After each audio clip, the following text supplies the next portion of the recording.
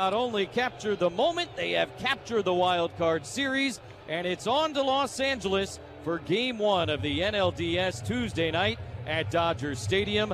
There will be playoff baseball at Petco Park in 2022. What a night for Joe Musgrove. What a night for the Padres. They shut out.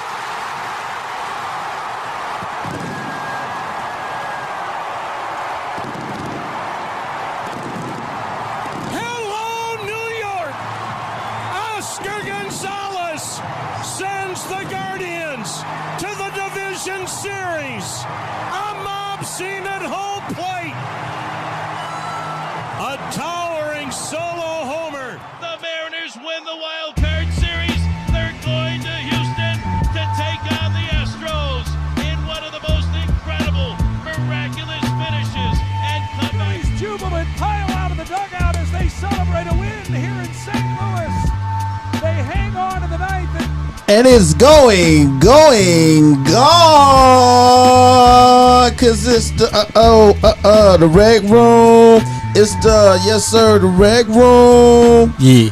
One more time, man. It's the rec room. Rec room sports on another Tuesday. I can't believe it. It's back again, man. What we talking about? We talking about what? October the 11th. Yeah. Man, it's going down right now, man. It's going down. I feel the energy. T-Sweat feel the energy. Yeah. She feel the energy. I know he do. Yeah. My man Joey right there, man. Go back and feel the energy, man. Oh, man. I'm telling you, bro. Yeah. A whole brand new week of sports is going on so much. This is our favorite time of the year. We talking about it, man. We talking about it. Everything going on. We got football. Yeah. Basketball coming back. NHL tonight. What? MLB. Wow. College football. Everything. I'm telling you, bro. Well, you know what time it is. Old ladies is mad right now. I'm telling you, they really hot. Yeah, I'm sorry. If your old lady ain't got no friends right now, she on your ass. Your old lady need friends, bro. You watch the sports again? Yes. Yes, sir. You need to go spend time with your friends. You know I don't hang with no bitch. I mean, no friend, no girl. Friends. Yeah, man, but you know how we do, man. Each and every week, Tuesday night, man, it's Rec Room Sports Podcast night. You already know what time it is, man. It's your boy KWhit with the home team. We in the Honeycomb Hideout one more time, man. One more time. Your baby mama just left. We got her a nice Uber XL. Yes. Plenty of space. There's no one else in the vehicle. She'll be home shortly. Money too. And you know how we do it, man. I got to run through everybody with the home team lineup. You know, with these baseball lineups, these pitching lineups. Yeah. This is what we do, right? So we might as well get it started, man. We got my boy T-Sweat, also known as T-Sweat, but better known as T-Sweat. Yeah. Okay. And we got my man Jay on the MIC. Jay, what to do though, man? Quarterback. The word of the day.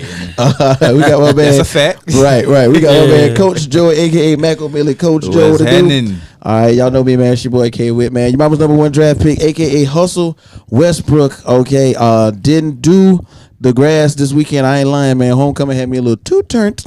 So I did not cut the grass. One for the books. I'm talking about one for the books. One for the books. And we got another one coming up. We're going to get into that later on, man. But, it's the Rec Room Sports Podcast. Don't forget to like, share, and subscribe right now because we do this every week.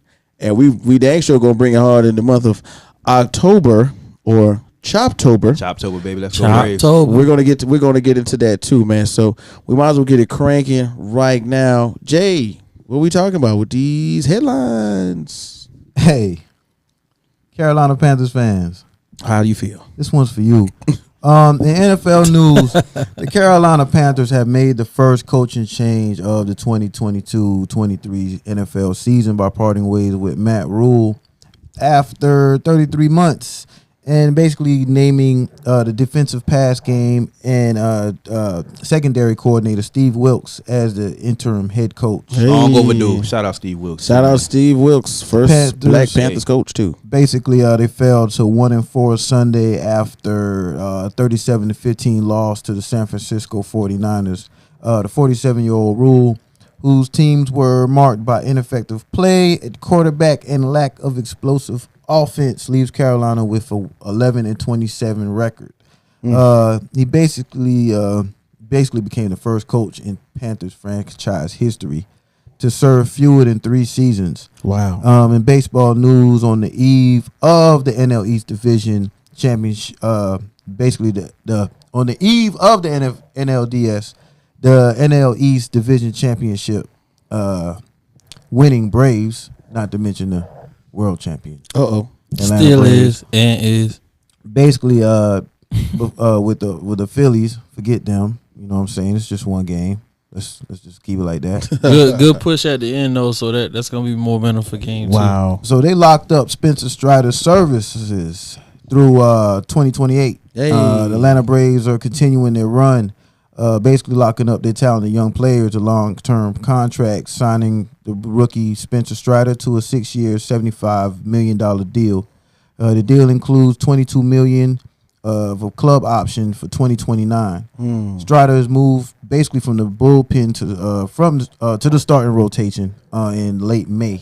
And the 23-year-old Strider has been one of Atlanta's best pitchers this season. Struck out 202 batters in just 131 and 1/3 innings, basically having a 2.67 ERA. Nike also they basically signed the NIL deals with Bronny James, Iowa point guard Caitlin Clark, Stanford guard Haley Jones, also Sierra Canyon High School star guard Juju Watkins, and guard DJ Wagner of Camden, New Jersey.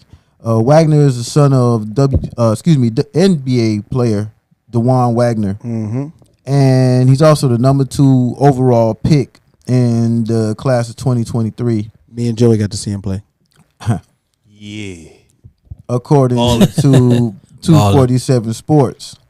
Basically, you know, we all know Bronny James, son of LeBron James. LeBron James. Thank you. Yeah. LeBron James count on the bottom of the screen. Bing. Okay. What's up, some Jags talk? About to be the leading scorer. Yeah. Sir. Son of the about to be leading scorer. Sir. Sir. Care to say anything about your Jags? Hey, man. Slow talk. Exactly. All right. LeBron James Sr., man. Basically, he signed his first deal in 2003, man, prior to his first game. So, you know, following in dad's footsteps to see what happens, man. In golf news, basically in only 6 events, Dustin Johnson has had, basically won $30 million so far in earnings in LIV. The bag man. is real. Wow. He still has 2 events left in the Saudi-funded LIV Golf.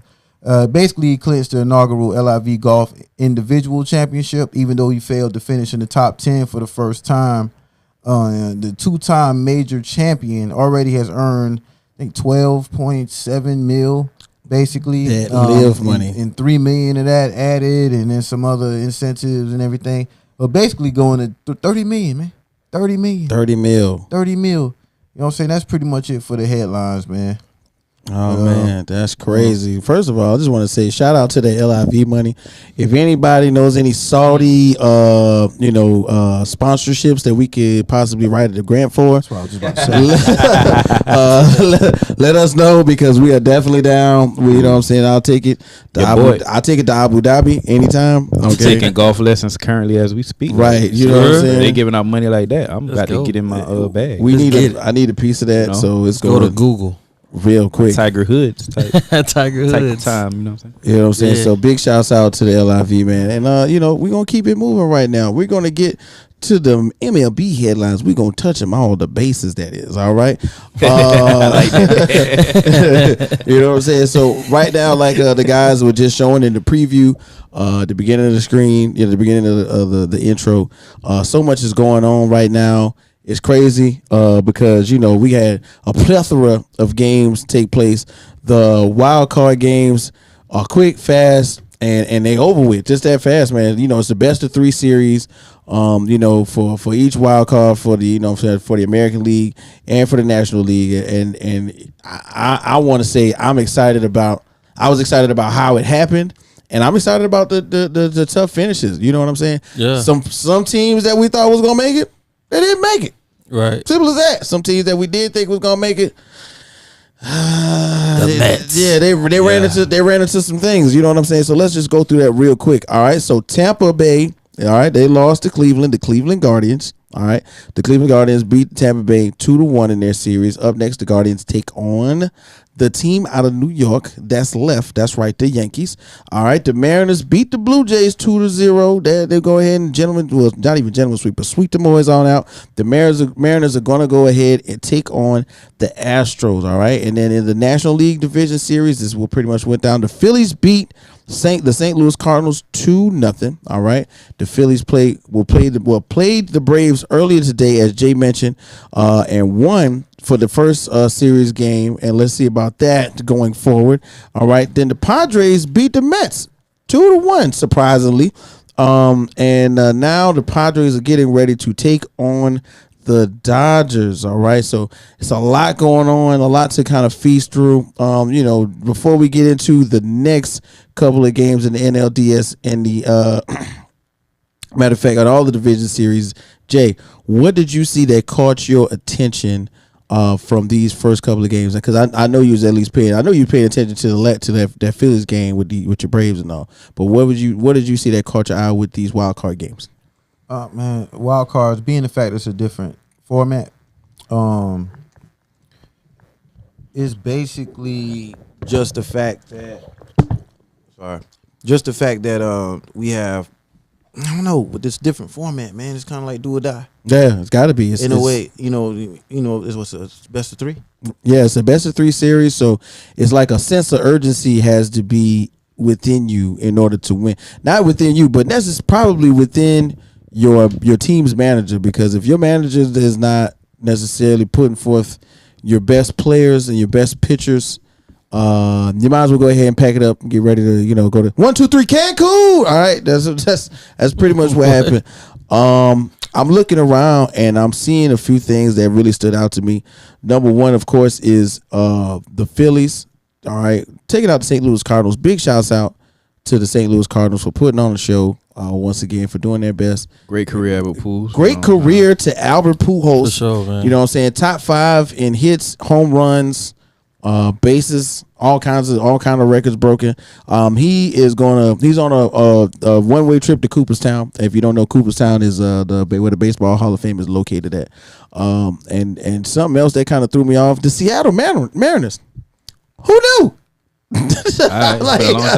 Right, the Seattle Mariners, like, who saw that coming out? And once again, I have been proclaiming a lot about getting closer and closer to getting a better understanding of what makes baseball interesting, and to me, the lineup changes and defensive positioning played a huge part into what happened with Seattle, because of course they threw out their best pitchers. A lot of they switched up their lineup just a tad bit, and all of a sudden it looked like they did not know, the Blue Jays that is, didn't know what hit them.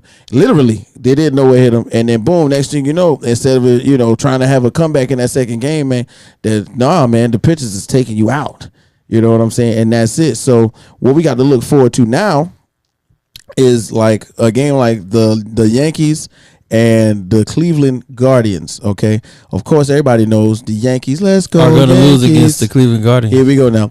I want them to win. I ain't gonna lie. I want to see a Braves Yankees. I want to see. I want to see a Braves Yankees. That's what everybody wants to see. Yeah, that's what you want right there. Right now, right, what we're gonna have to look forward to as far as pitching. Starting pitching, all right. What they got for right now, we got Cleveland is going to start Cal Quantrill. Okay, right now everybody knows, Cal's a right-handed pitcher. All right, he's 15-5 with a 3.38 ERA, 120 strikeouts right now. That's actually really good. Okay, and the Yankees are going to start Garrett Cole, and he's another right-handed pitcher. Now I don't know if you watch any sports, but Garrett Cole is, I think, the $300 million man right now. Okay, Garrett Cole got the big check to leave the Astros last season because Garrett Cole showed out in the ALDS last year, and what happened was, the Astros actually did not win, and he was one of the most upset characters out there on the sidelines. And you know what? He went and got that bag from the Yankees. So Garrett Cole is starting for the Yankees when they finally set up with the Guardians. Right now, Garrett Cole is 13-8. with the 3.5 ERA, 257 strikeouts, and it's looking like the matchup is going to play a huge part into what goes on with this one right here, because, of course, you know what I'm saying, the Yankees have that mystique. You know what I'm saying? They've been on a little bit of a roll. Aaron Judge coming out with the 62 home runs. You know what I'm saying? Giancarlo Stanton right behind them. out here doing his thing. It's What about your boy? Oh man, listen. Let me tell you something. There's no Shohei in this one, but you know what I'm saying. But at the same time, I'm really excited to see this matchup play out. And once again, it's kind of hard to say who's going to win in these couple of series that we're going to be watching, especially the Braves and Phillies. This Braves and Phillies matchup that we just now saw, close game, 1-0. Phillies are up, and that momentum is going to play a huge part in what goes on. Now, all I've been watching is all of this baseball talk.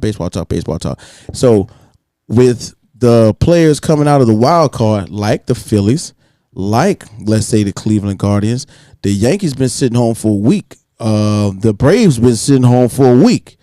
All right, but the pitching staff, the whole team, everybody's warmed up, ready to go. Engines on go right now. Is that more of a hindrance or a help to the team who's waiting to play them in the DS? Now, I want to hear what y'all think about that. What you think? It's a help, but you'll see in game 2, after they got the game one out the way. Right. You get the jitters, game one jitters. Slow start. Okay. Phillies had a fast start. Right. When it came to the Phillies and Braves, I actually watched that game. Right.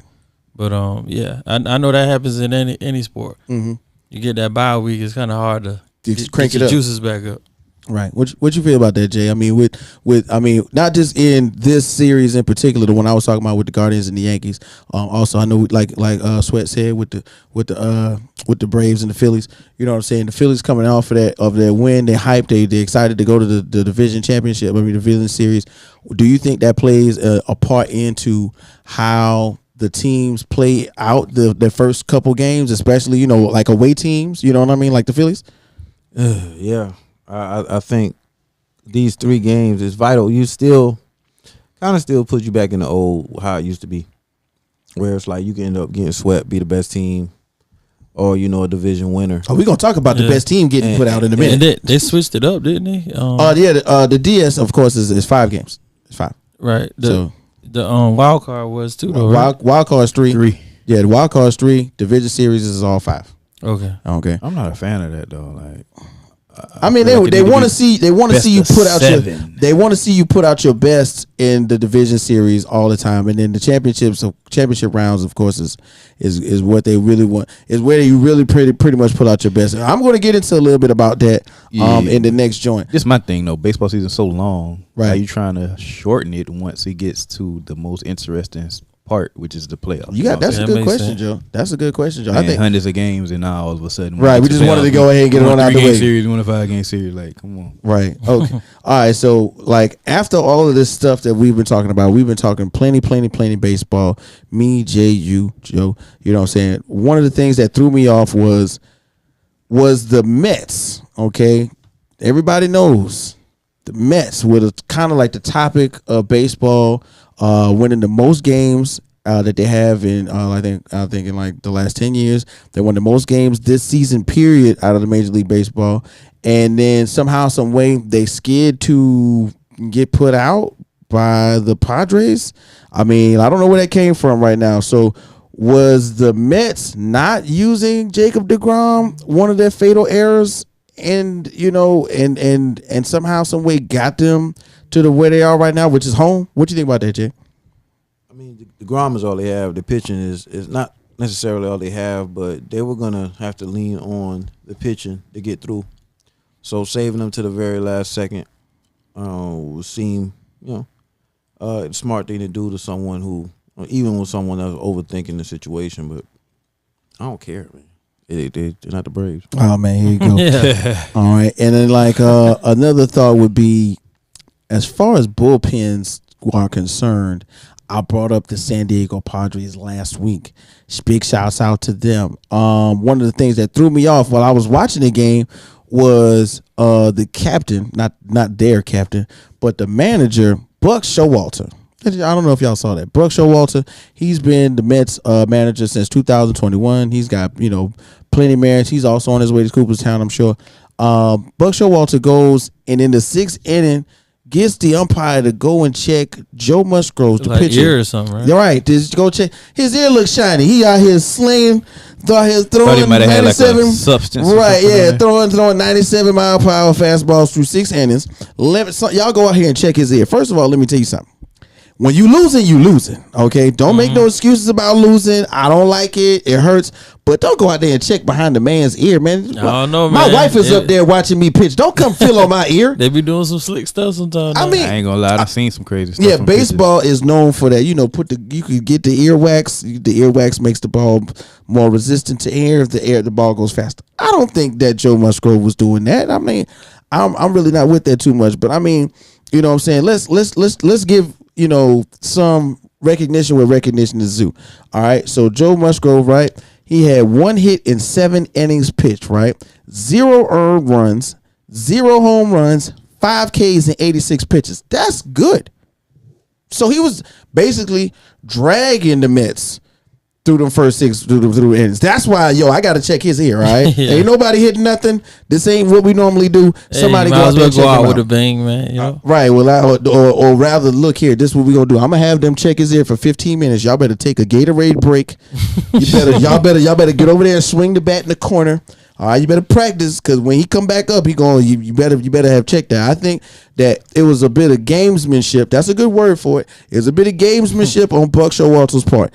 Do I like it? No. He was losing. Lose like a man. You know what I'm saying? Take that L. But what he wanted to do was probably go, look, fellas, I don't know if he's cheating or not, but we gonna go test it and see. And if he is cheating, we gonna prove it today. But I wonder what would have happened if he did have that. Oh, they probably get ejected. A lot of ridicule. They ain't gonna take no points back. Nah, they ain't gonna take no points back. They ain't gonna let So that. it really don't matter. Nah, not really. Longevity wise, it would, but Yeah, in the long run, it would have. But at that point in time, nothing really too much would have happened. Going into another series, right? Let's just talk. Let's keep it in the realm of pitching points and how that's related. Right now, everybody knows the postseason closers are one of the most important positions, right? Okay, so they pay these guys big bucks, top dollar, to end the games, to close them out, to get it all done. Okay, now what I did was to look at some 4 of the highest paid closers that are all of them are actually going to be in the DS. All of them are going to be playing in the division series in their respective conferences. So let's just see, think about it, your 4th, 5th, 6th best guy, he's not sorry. All right. He might be the man. All right. So let's think about it. David Price. Everybody knows David Price. Y'all remember David Price for Boston. You know what I'm saying? David Price is now playing for the Dodgers. David Price is right now on $32 million right now. $32 million man. Ridiculous. For him to come and close the game out, right? So David Price got 2 wins, no losses, 2 saves, got a 2.45 ERA. He only pitched 40 innings this season. He's got 37 strikes.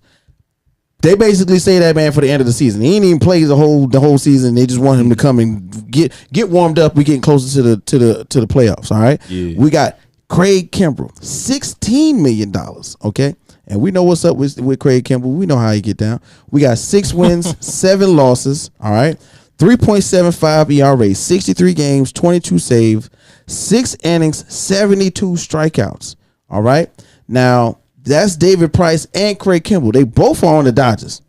That's 32 million, 16 million. All right. Now hit the next one. We got Aroldis Chapman. Everybody remembers Aroldis Chapman, right?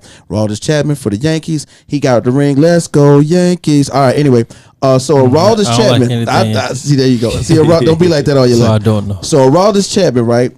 $18 million. 18. All right. Right now on the season, he's got 4 wins, 4 losses, 4.46 ERA. 43 games is what he's played. 9 saves, 36.1 innings pitched, and 43 strikeouts. That's now the original Aroldis Chapman stats was crazy. This season, he's a little older. His arm isn't as strong as it used to be. He's pitched for a long time. Aroldis Chapman as a youth was a beast at the end of the game. You didn't want to see Aroldis Chapman. Why? Because it's a fear. You know what I'm saying? He used to come out there. Aroldis Chapman was one of the first players with the faux hawk, with the fade and the mohawk. Oh, yeah. And then he didn't speak English. Oh, man, it was a wrap. Okay, when Aroldis Chapman came out there, you knew what was going on. Last but not least, we got my man, Kenley Jansen. Oh, yeah, that's right. JC's boy. Y'all thought I wasn't gonna leave him out. Kenley Jansen for the Braves. All right, Kenley Jansen's a hard closer. That's what they call it, a hard closer. Pause. $16 million man. So and that's the thing. $16 million seems to be the range. Yeah, the range. If you're getting 16 and you a closer, you tough. All right. So Kenley Jansen, right? 5 wins, 2 losses, 41 saves, a 3.38 ERA. He's done 64 innings this season and 85 strikeouts. So it's somewhere, if you getting anywhere between like 65 to 70 strikeouts, you the man. Now the only one kind of fell off a little bit in this one is Aroldis Chapman, but Aroldis Chapman has been, on the downside of his $18 million. But going forward, it looks like the closers are going to play a huge part in this. We talking the Dodgers, we talking the Braves, we talking about the Yankees. I mean, and we could get into the another bullpen that's really big. The Padres, one of the other highest paid highest paid is per dollar bullpens we got, and let's not even talking about the Mariners, who don't even have really high paid players. But they got these guys into the DS. I can't wait to talk about that more. We're going to talk more pitching, more baseball. It's got to go down right here because you know why? We go where they don't go, right here on Rec Room Sports, man. Yes, sir. Oh, man.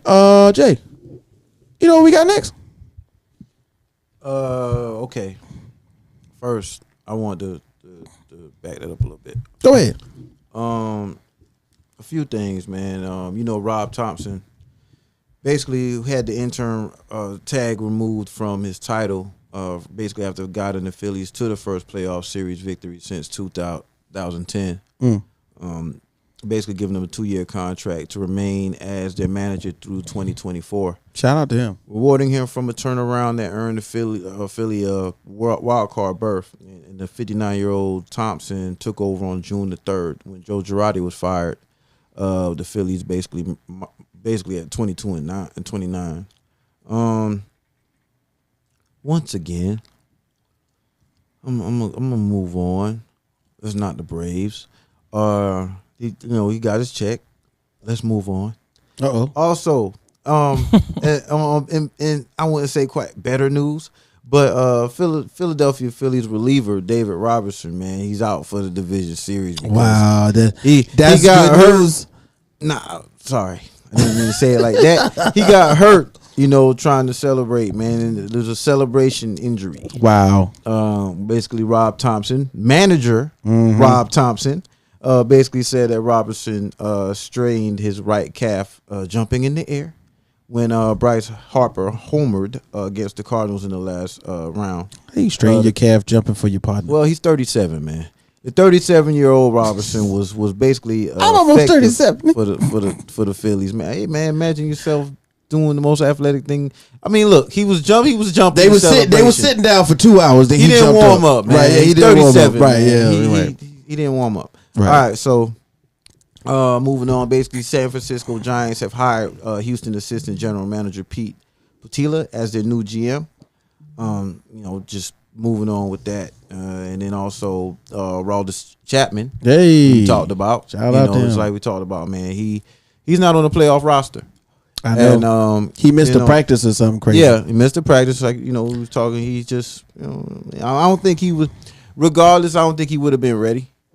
I don't think he was in shape.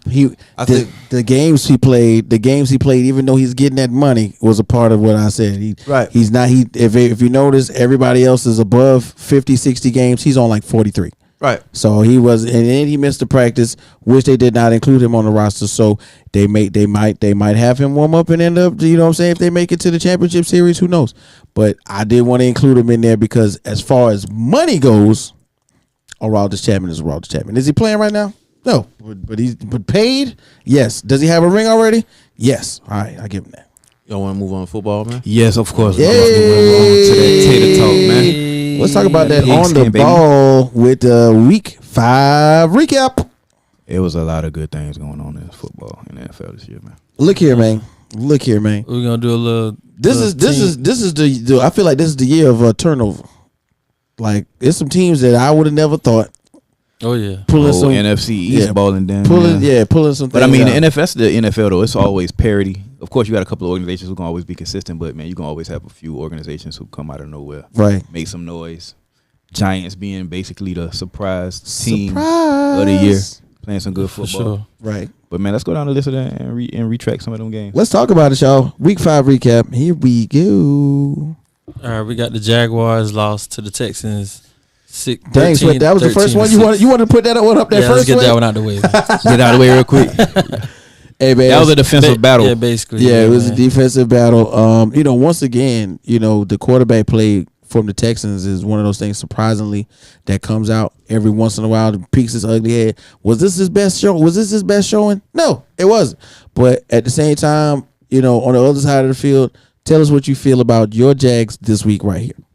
Well, I don't know if it was the best of game plans. I think we could have had a better game plan. Just take that L. Shout out to the Texans that got their first win. Yay, shout out to him. Yeah, shout out to Lovey Smith. He alive. Man, Trevor Lawrence got to take care of that ball a little bit better, man. He threw for 26 yards, but he had 2 interceptions, no touchdowns. Like, he just got to protect that ball. After last week, he had the 5 turnovers with the fumble. I think once y'all fix that up, clean it up, because the defense is playing good ball. Right, and play James Robinson more, man. Lovey Smith is alive. Doug. I just wanted to say that. Lovey Smith has, the Texans, this is their 9th win in a row against the Jags. And that's crazy because the Jags got the Colts number. I think they won like 7 times in a row against the Colts, and now the Texans got the Jags. Everybody, weird. All 4 of our teams got like. It's kind of like the Saints get beating the Tampa Bay Buccaneers all the time. You know what I'm saying? The Saints beat the Buccaneers. The Colts the Colts end up losing to the Jags, and then the Jags end up losing to the Texans. It's somebody they got to pass it around a little bit. But speaking of the Colts, man, it was a real boring Thursday night game. Super boring. The Colts won that one 12-9. Field goal game, defensive battle. But I get it. The Colts, Jonathan Taylor is injured right now. First, early in the game, Hines, the backup running back, he get concussed. He's out of the game, and as you can all tell, NFL has changed that concussion protocol. Basically, if you get a concussion now in the league, you got to go. You're not even coming back. Don't even worry You're not about coming back. It don't matter who you is. I don't care how many, taking you out. If you know how many fingers I'm holding up right now, it don't even matter anymore. They changed a lot of things, specifically though. With the eyesight, if they do the eyesight test and you fail that, you're not coming. Specifically, back. Like when everybody's, they're doing the protocol, the concussion protocol. You know what I'm saying? Especially based on what happened prior to with Tua Tagovailoa. The main thing is, of course, and we've discussed it in length. Tua Tagovailoa week 2 or 3 had the quote unquote possible concussion based on him saying that it was his back. Next week, Thursday night game, he gets flung around. He has convulsions on the field. Like, they are not going to play about these anymore. I mean, player safety was on the pedestal, but player safety is now on the top of the Empire State Building, which is hurting the referee calls on the quarterbacks. You'll talk about that later. Yeah, we're going to get to defense and quarterbacks as well. Let's go ahead and hit the next one, fellas. Hold on, me too. Oh, go ahead, Joe. Russell Wilson, bro. Oh, what's going on, bro? That's a big disappointment. I don't know what it is. If it's the offensive coordinator calling the plays, if it's the coach, Russ. They saying he reporting he got a little injury, shoulder or something going on. Yeah, I saw that. They got to be better, man. You got to be better. Y'all got to write that shit. Y'all got a Monday Night Football game. All I was gonna be on y'all against the Chargers. We'll see what you can do, Russ. But hey, man, they done paid you, bro. They gave him the bag, and it's not. And Geno is playing better than you, bro. Like crazy. Geno putting up numbers out there in Seattle. Okay, well, I'm gonna kick that one when we get to him. Yeah. So let's go ahead. What we got? We got Giants 27 and the Packers 22. Now this was a game surprising. in London. This was a surprising London game. games. Yeah, it was a surprising game for me. Daniel Jones once again showing that in the offense and with a coach that believes him. Shout out to Brian Daboll. When the coaches believe in him, when the plays are in his hands that are run good for him, he's gonna run the play. He's gonna run the play. He's gonna run the play in succession. Let me get my first read, second read. They ain't open. Let me hit my Saquon. Right. And then we got Saquon Barkley with the resurgence of the year. Okay, Saquon Barkley possibly coming out. That's comeback player of the year for sure. Yeah, I'm about to say it's comeback player of the year. That's comeback player. Saquon Barkley, I like to see that. And they head coach LeBall, he gonna win coach of the year so far. Right, he running away with it so far. So hopefully far, he can keep it up. He got that team fired up, man. Yeah. New day in New York. And then unfortunately, you know what I'm saying, I really think that when we gonna get to the other side of it, but Aaron Rodgers is really missing his homie. You know what I'm saying? We gonna play that Master P. I really miss.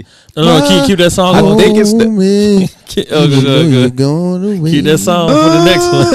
Keep that song for the next one. Yeah. You're right. Oh, because you know, for Big Ben, who they missing though? Like, listen, They missing Big Ben, bro. Okay, we gonna talk about that too. So the Steelers and the Bills. Let me tell you something, dog. I'm not gonna lie to y'all about this one, okay? Me myself personally, everybody knows I'm a ride or die Steelers fan. I'd have took anybody quarterback right now, but the whole thing is let's keep it funky. it's the O-line. No, let's keep it funky. The Bills are awesome. Oh, okay? they are. They on a mission this year. Right. The Bills are awesome. So with the Bills being awesome, this, in my opinion, this wasn't the week to let Kenny Pickett start. Put in Mitchell Trubisky. Listen, I ain't gonna lie. Yeah, Trubisky do it again. I wouldn't have bought Kenny. I might have bought Kenny in last week, but once you bought him in, you gotta start him now. So I would have let Trubisky play that whole game out against the Jets last week. Let him play, get assassinated this week by the Bills, and then put in Pickett. But yeah, look, Josh Allen on another level. I was just about to say, MVP front runner. Gabe Davis with that 98-yard touchdown to set it off, and then he had another deep touchdown playing real good, lights out football. Shout out to Bills that on O-line, another level, man. Listen, I'm gonna go ahead and give my man a little quick shout out. So Kenny Pickett was 34-52 for 327 yards. Okay. He actually threw for 6.3 yards per attempt, one interception, and he got 3 sacks. All right. So let's I'm gonna keep it real. Something that I really liked that I paid attention to. So Kenny Pickett had got a late hit at least twice. You know who the first person to touch the defensive player was? Who? Kenny, MF, and Pickett. Kenny got up and mushed the man and made the whole offensive line come for him, because that shows you where his heart is. Okay. Yeah. You're not about to just jump on me because I'm a rookie. I got balls. Big ones. Right. I'm about to show them to you, and if you keep on because I'm telling you, it was some play. I'm telling you, listen, that's what he said. Listen, that's what he was trying to do. Look, Kenny Pickett got hit, and I was watching it. I'm like, yo, they hit him late at least 3 times.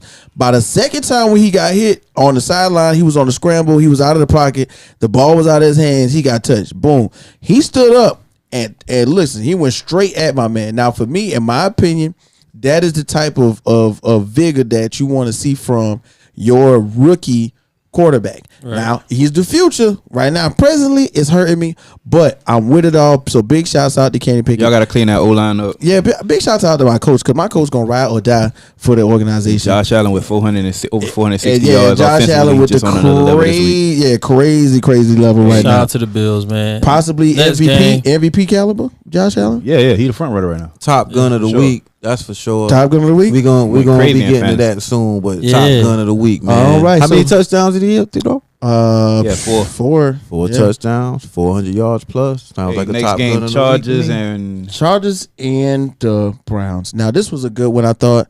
Another one where my man Jacoby Brissett is trying to tell y'all, man, he ain't no slouch. You know what I'm saying? Threw that pick at the end and messed the game. Right? Yeah. He had to make a mistake. It's Jacoby Brissett, but also we want to show some love to the ground and pound force, which is Nick Chubb. Okay? Nick Chubb, you stupid. Nick Chubb was out here showing you why. If we ain't talking about Saquon, if we ain't talking about Christian McCaffrey, we got to be talking about Nick Chubb as far as running backs right now in the league. You know what I'm saying? Of course, we got King Henry out there in Tennessee, but if you ain't talking about Nick Chubb toting that rock, we ain't talking about nobody toting that rock like somebody. Hey man, Austin Eckler had an amazing game too, man. 16 carries for 173 yards. Sure. Over 10 yards averaging or per run. Right. He killed the Browns on the ground, man. They're finally starting to run the ball more. The Chargers are, and that's really helping their offense exponentially. It's really taking a lot of pressure off Herbert. For sure. And they grinded that game out. Coach made a dumb call though, going for it on that 4th and 2, and luckily Cleveland made a mistake, but right, good game. Chargers definitely deserved to lose that one, but they ended up pulling it out, man. Mm-hmm. Okay, so like in real life, you know what I'm saying? This game I didn't even see. I did. I was about to say in real life, I did not watch the Vikings and Bears, but I did watch the highlights. Somebody caught that one. Yeah, Dalvin Cook. Dalvin Cook was killing them. 2 touchdowns. They finally started running the ball and letting him touch the ball more. Yeah. He ran into the end zone and got got busy on him. Of course, Jay Jettas get busy like he do. Kirk Cousins started this game off on fire. I think it started off first 12 completions was complete. That's dope. So he had a pretty good game, man. Vikings grounded one out. Can I get a quick shout out?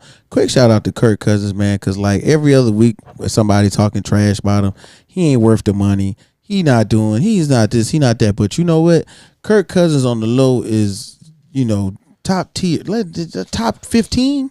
Top 15, he's top 15. He top 15 quarterback. And when him and Jay is on, when him and JJ is on, it ain't too much like it. So big shout out to my man, Kirk Cousins. Skull! All right, go ahead, man. Do the rest of it. Patriots 29, the Lions 0. I ain't see this one coming. Patriots down to their third string quarterback. Zappy. But he played pretty good. Managed the game 17 for 21, 188 yards, touchdown, interception. They ground and pound. They ran the ball. Their starting running back, Damian Harris, got hurt. But Ramondre Stevenson, the backup, came in and just took over, man. 25 carries for 161 yards on the ground. Really just ran Detroit up out of there. Jared Goff had a throwback moment and really laid the egg. Really threw it back. I ain't even gonna lie. Bill Belichick, he can scheme up. I mean, I'm a LA Rams fan, and we used to have Jared Goff at quarterback, and we played the Patriots. He will just run cover zero at you, blitz you, make him make a quick read, and it seemed like Jared Goff will make a mistake after mistake, and that's exactly what happened again Sunday. And they shut him out 29-0. Man. I mean, and in real life though, shout out to the Taysom Hill show. I was about to say, the Saints are marching in, but just not with Jameis Winston, unfortunately. Taysom Hill, Swiss Army knife, full touchdown. Swiss Army knife, run the ball, throw the ball, stunt touchdown, whatever you want. Taysom Hill, man, big shouts out to you, because that was what you say 4. 4 touchdowns, 3 on the ground, 1 through the air. Look at that, man. Shout out to the Seahawks from man. the tight end position. Right, yeah. Hey, they got to change that man to a quarterback for real, because I ain't got him in a certain leagues, and I don't like that other people got him at tight end and putting a quarterback number. Yeah, I love it, man. And then we're going to keep it real, man. We're going to show the Seahawks some love, man. Oh, right now, Geno Smith is actually leading the league in completion percentage. That's okay. And like once again, this is something that was like an unforeseen part of the league that, every year something new happens. I don't think we saw Geno Smith being a Pro Bowl level quarterback. And we talking about Saquon Barkley possibly being comeback player of the year. What about Geno Smith being comeback player of the year? Possibly top 5, top 6 in MVP conversations. Possibly. If they win the division, they gotta win some more games. If you line them, they gotta win some more games. But if you line them stats up, and I've seen it on several sports talk shows, if you line them stats up and you cut them names out, you don't know which one is Geno Smith. All right, but let's go ahead. We want to keep it rocking. Dolphins lose to the Jets 40-17. And man, I want to big shouts out to my man Teddy Two Gloves. We knew something was he was going to put his best effort out there. First play, he got hurt, got concussed. First play of the game, and like I said, they're not playing. Like we said, this concussion protocol ain't real. He looked like he knew what was going on, but of course, because he fell back, he did slam his head really hard on the turf. I didn't even know he had the Miami-Dade County locks going on, the free form. He got the wicks. He got the free form going on. The big joints. He got hurt on the first play, man. Thompson came in as the third string quarterback. Of course, Tua Tagovailoa was out in concussion protocol. Oh my God. Bridgewater went out in concussion protocol, didn't come back. They down to their third string. Battling some injuries. Both their receivers, Waddle and Hill, came into the game kind of gimpy with leg injuries. Hill left the game, exited early with a foot injury, left the game in a walking boot. So we're gonna keep our eyes posted on his injury status. Can anybody say paging Cam Newton? But the Jets, man, 40 points. The Jets are playing some good freaking football, bro. Zach Wilson. Shout out to Kareem. 14 for 21, 210 yards, no touchdowns, no interceptions, but he managed the game. It was really one on the ground. Breece Hall is really coming into his own. The rookie from second-round draft pick, first running back selected in this draft, really produced, man. And 97 yards on the ground, touchdown, and through the air, had another 100 yards. And it's some tough running yards too. It's not. He's breaking tackles. He's putting his nose into the line every time. I really like what I'm seeing from Breece Hall. His Madden rating is going It's going further up right and now. And also the backup running back Michael Carter, he had 2 touchdowns. So they really won the game on the ground, man. Ground and pound with a 1-2 punch. I'm really liking what I'm seeing. Cleveland Browns stuff going on. And they playing some good defense. Sauce Gardner had a pick. He playing. Oh yeah, Sauce Gardner also had a sack for loss, and I think was it a strip fumble, sack fumble. But I swear that's what he really did. But yeah, Sauce Gardner, man, actually producing. I heard that when he got his strip sack fumble, that Buffalo Wild Wings gave his wings out for 50% off in Jersey for the rest of the day. Real? Yeah, on my mama. Oh, word. So shout out to Buffalo Wild Wings. We need a sponsor. Going on to the next joint. Interesting game right here. Interesting game. I thought this was actually Worst pretty call I competitive. seen of the year though. Yes. Okay, we're gonna get into We're that. talking about the Buccaneers against the Falcons. Buccaneers 15-21. Now, Interesting for a quarter. if anybody knows what we've been talking about lately, especially once again with concussion protocol, is going to be player safety. So Tom Brady, They hold the Falcons. yeah, Tom Brady being the GOAT, the best player in the league technically or ever, you know what I'm saying, took a sack, and it wasn't even technically like a hard Grady tackle. Jarrett textbook sacked this man. Yeah, I was going to say a Grady especially Jarrett, being over 300-pound defensive he tackle. rolled bro. him over. What are you supposed to do? He rolled him over on Grabbed his him body. by the waist. Didn't leave with the helmet. Yeah, Didn't helmet to helmet contact. rolled him Didn't over land on on his him body. and force his whole body weight on him. Right, You know what I'm saying? His head didn't slam the ground. nothing. Brady really went and begged for the flag from the ref, and he got it. Right. Like he looked at the ref like, "You're not gonna throw the flag," and next thing you know, the flag comes out. Listen. And that was on the third down to get off the field after the Falcons have scored 14 unanswered points in the fourth quarter to make it a 1 point score game, a 1 score game. You know what I'm saying? Make it 21-15. And it wasn't a really bad game for Marcus Mariota. It wasn't as bad as it could have Shout out been. to Marcus Mariota, man. He trying, you know what I'm saying. He was out there trying, but Because he not playing bad like everybody thought he was. Right. But man, Pitt's hurt right now. I want to see Yeah. London get more targets, man. Y'all drafting these guys high, Atlanta. Use them. and they're definitely not using them You know as what I'm the saying? issue. Use them. Let's continue on as we see right now. We got the Titans and the Commanders. This was a close one. You know what I'm saying? A big shouts out to my man Jay. Of course, Jay, you know what I'm saying? This is your squad, so tell us what you saw from your folks this weekend. We lost. Okay, yes, they definitely lost. What's my man name came back But- from getting shot in the leg? Didn't he come Brian back this Robinson. week? Brian Robinson came back off this that week. mini man. They played that 50 Cent mini man on his intro. They did. He was the last Yeah. player to come out. Wow. Yeah, that was hard. Yeah, wow, I thought that was it a was moment. But let me talk about this man, Miss Dr. Jekyll, Mr. Hyde, Carson Wentz. The definition of boomer bust, honestly, this season. If he gonna play good, he gonna play good. This was actually a game he played pretty good. 25 for 38, 359 yards. Right. 2 touchdowns, but a costly interception. The running game with Brian Robinson coming back. Now you got a 3-headed monster back there with Brian Robinson, Gibson, and McKissick. They splitting these carries up. I think they eventually gonna lead to Brian Robinson being the go-to guy. But they easing him back in there. He had 9 carries for 22 yards.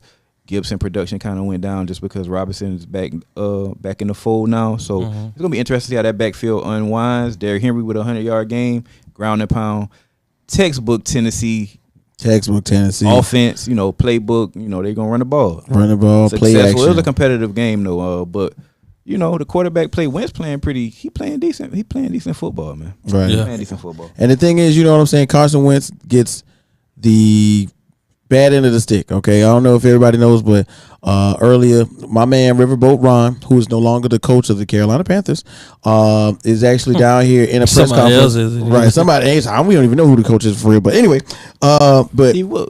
yeah, I mean, you joking. I'm talking about yeah. permanently. But Better get my okay. boy So Steve Wilson. Riverboat Ron is in the middle of a press conference, and they asking him, "Hey, you know what I'm saying? What's the difference between you and the other 3 teams in the NFC East right now? Because of course everybody knows the resurgence of the Eagles, the Giants, and definitely the Dallas Cowboys, which we will get into later. Is happening right now. Ron Rivera comes out his own mouth and says, "Quarterback." What? Throw that man under the bus. Oh, what? He must have been hot with him. Yeah, and everybody knows Ron Rivera is a defense first quarterback. I mean, not quarterback, but Coach. defensive first coach. So he knows defensively that on the other end, I would probably kill Carson Wentz. You know what I'm saying? Or I would set up my defense to kill Carson Wentz. But right now, everybody's saying just the word of the day is accountability. Once again, and Ron Rivera being the head coach should have spread that all the way around, except for just putting it on Carson Wentz, because Carson Wentz's stats aren't the only ones that are negatively affecting the Washington Commanders right now. And Ron Rivera is on. Now, he's not on the hot seat for being fired, but he sure is getting fired at by these ex-quarterbacks. Alex Smith. What's my man? I can't. Now, as soon as I'm seeing him in my head, but I can't. Say his name right now. Fitzpatrick? No, RG3? Ryan Fitzpatrick. RG3. who the 49ers old quarterback be on TV all the time? I can't think of his name.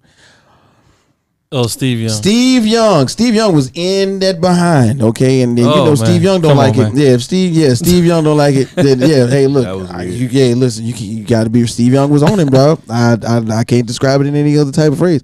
But let's go ahead and it's with the Ron Rivera issue. It's just the success of all other three teams. If the playoffs started today, 3 teams from the NFC East would be in there. 2 would have wild cards, and the undefeated Philadelphia Eagles would be a division winner. So it's just like his team is the only subpar team underachieving. You're gonna get looked at a little different, especially when you're a veteran coach. He's been a head coach for over 6-7 years. Correct. Totality with the Carolina Panthers and the Washington Commanders. Excuse me. And then you're getting out coached by a rookie dude coming to New York and just turning the tide around like that with in my opinion, a subpar quarterback. Daniel Jones he was trash before the new regime got in there, and now he's turning it around. So, people gonna look at him. I think he is on the hot seat. I really think it's probably Ron Rivera last year in Washington, honestly. Well, and as a head coach in the NFL. We will keep that eye on that one, I promise you. Panthers 49ers. Oh, man, so Panthers 49ers. This is the game that got Matt Rule fired. We just straw that broke the camel's back. He should have been gone. I'm hell of a college coach. Y'all not seeing a pattern here? We just spoke about 6-7 years. Where did he spend those 6 or 7 years? And he spent those 6 or 7 years with an inaccurate quarterback. He had a worse off quarterback than he has now. So Cam Newton? What? Yeah. I mean, hold on. Now Cam Newton was MVP for something. I say the last 2 years he fell off. Quarterback accuracy, yes, Carson Wentz. But just quarterbacking, nah, man. Cam was in charge of that team. Cam was in front of everything. Cam put the team on his back 2 seasons, 3 at least. Come on. Well, I will say when they was both in their prime, like they was both. Yeah, when they both good. in their prime, I still Cam put still way better. I still put. Listen, Wentz had one good year. That year he was about to win MVP, but got hurt. Listen, the year they won the Super Bowl, but he got hurt. I would that say was his best year. That would have been 2 MVPs, MVP to MVP. Then what? What I would say is what do you have? The one thing that I look at that Cam Newton has a little bit better. It was a competition that year too. Now that control over the team aspect. He wasn't gonna get. And somebody calling Cam Newton phone too. Hey man, get ready. The quarterback. To be honest with you, I don't know. Baker Mayfield. No. Look. The situation. Shout out to P. Rob. Baker Mayfield is out for the next couple of weeks with a high ankle sprain. He's not playing. Sam Darnold's still hurt with his high ankle sprain. Yeah, PJ Walker. They're down to their third string quarterback, PJ Walker. So it might not be far fetched if Cam get a little opportunity. I don't think Cam will go back to Carolina. Cam will go back. They just got to give him an opportunity. But I'm talking about like Cam at like Miami or something. Hey, I got a quick premonition. Odell Beckham to the Giants. Return. He went and visited them last week. He went and visited them. He did. He went to the Saints too. He went to the Saints. But he listed his top 5 on Twitter. Yeah, he listed did. his top 5. I think he should go back to the Giants. It makes sense. I don't think so. He ain't going to win no. I think going to the Bills. He got one ring. He about to go. I think the Bills in his top 5. Yeah, he gonna go. He gonna go somewhere where he gonna be in the offense with an elite quarterback that got a chance to win another championship. You know what I'm saying? So he can go get his bag next year. You don't want to see him get a laser thrown to the defense. I think Daniel could get it to him. He could, and he'll have a bunch of opportunities because really it's no number 1 out there. Golladay, they really not even a lot of big injuries on him. But back to that 49ers Panthers game. Look, 49ers played lights out on defense. Ran the ball very, very well. Very well, with man. Jeff Wilson As Jr. usual. And the backup Tevin Coleman had a couple of touchdowns.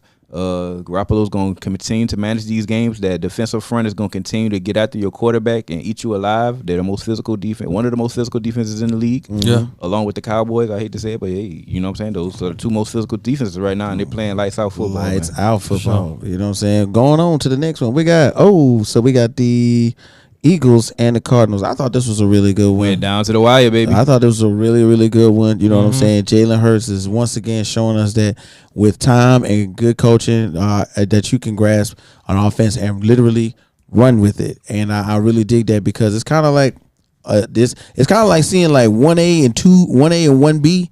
You know what I'm saying with that Jalen Hurts offense, and then you see in the Cardinals. I would have thought that their defense would have been more structured to beat a team like the Eagles, but the Eagles pulled it out and won on the somewhat in the second half. You know what I'm saying? Well, you know, Cardinals could have tried that game up with that field goal. They missed it. Right. It went down to the wire. Very competitive game. Two of the up and coming most exciting quarterbacks in the league in Hurts and Murray. A lot of mobility. A lot of extending of the plays. I'm really liking how Hurts is running that ball. A lot of Speedy Gonzalez sound effects when they taking off. The two of them, their legs look so small. They just moving fast. I like Hurts his poise.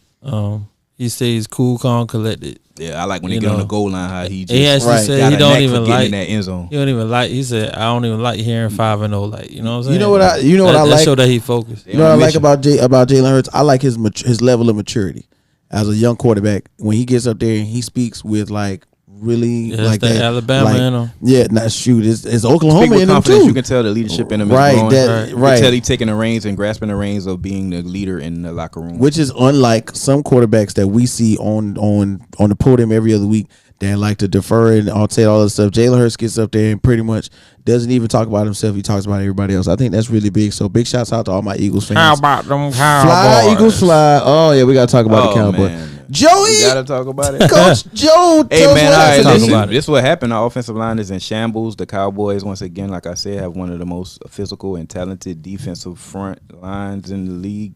They kept consistently getting after the quarterback, kept pressuring us. Matt Stafford really didn't have any time to make any plays. Started the game off rough with a DeMarcus Lawrence strip sack for a touchdown. Kind of got behind the 8 ball. We came back, Cup with a 75-yard touchdown. Yeah. We took the lead. But second half, we couldn't make plans. We couldn't run the ball. We couldn't establish the run on those guys. Then we couldn't stop their run in the second half once they established the lead, and they just kept running Zeke on us, man. Kept pounding it. Kudos to the Cowboys. Shout out to Pollard too, like the 45-yard run. He had a big play on us. You know what I'm saying? So we got to get healthy. We got to make some adjustments. Right. It's still a young season. We're 2-3. The Cowboys are now 4-1. Headed into a big Sunday night matchup against the undefeated Philadelphia Eagles. That's one of the best games next week. That's gonna be a big one. Tuned in. It's gonna be they basically playing for the division lead. Okay. And it's another one before that. Kansas City and Buffalo play each other at 4:00. So that's two big games next week. Moving on. Next week, excuse me. We got Bengals and Ravens. This was a really close one. You know what I'm saying? I say a defensive game. It was very defensive, but in my opinion, it was a game. It was more so a game that the Bengals lost more or less than the Ravens won it. And it's crazy because going forward, with all of this happening right now, of course, we got Joe Burrow, out here being the man. And then we got the future and the present right now.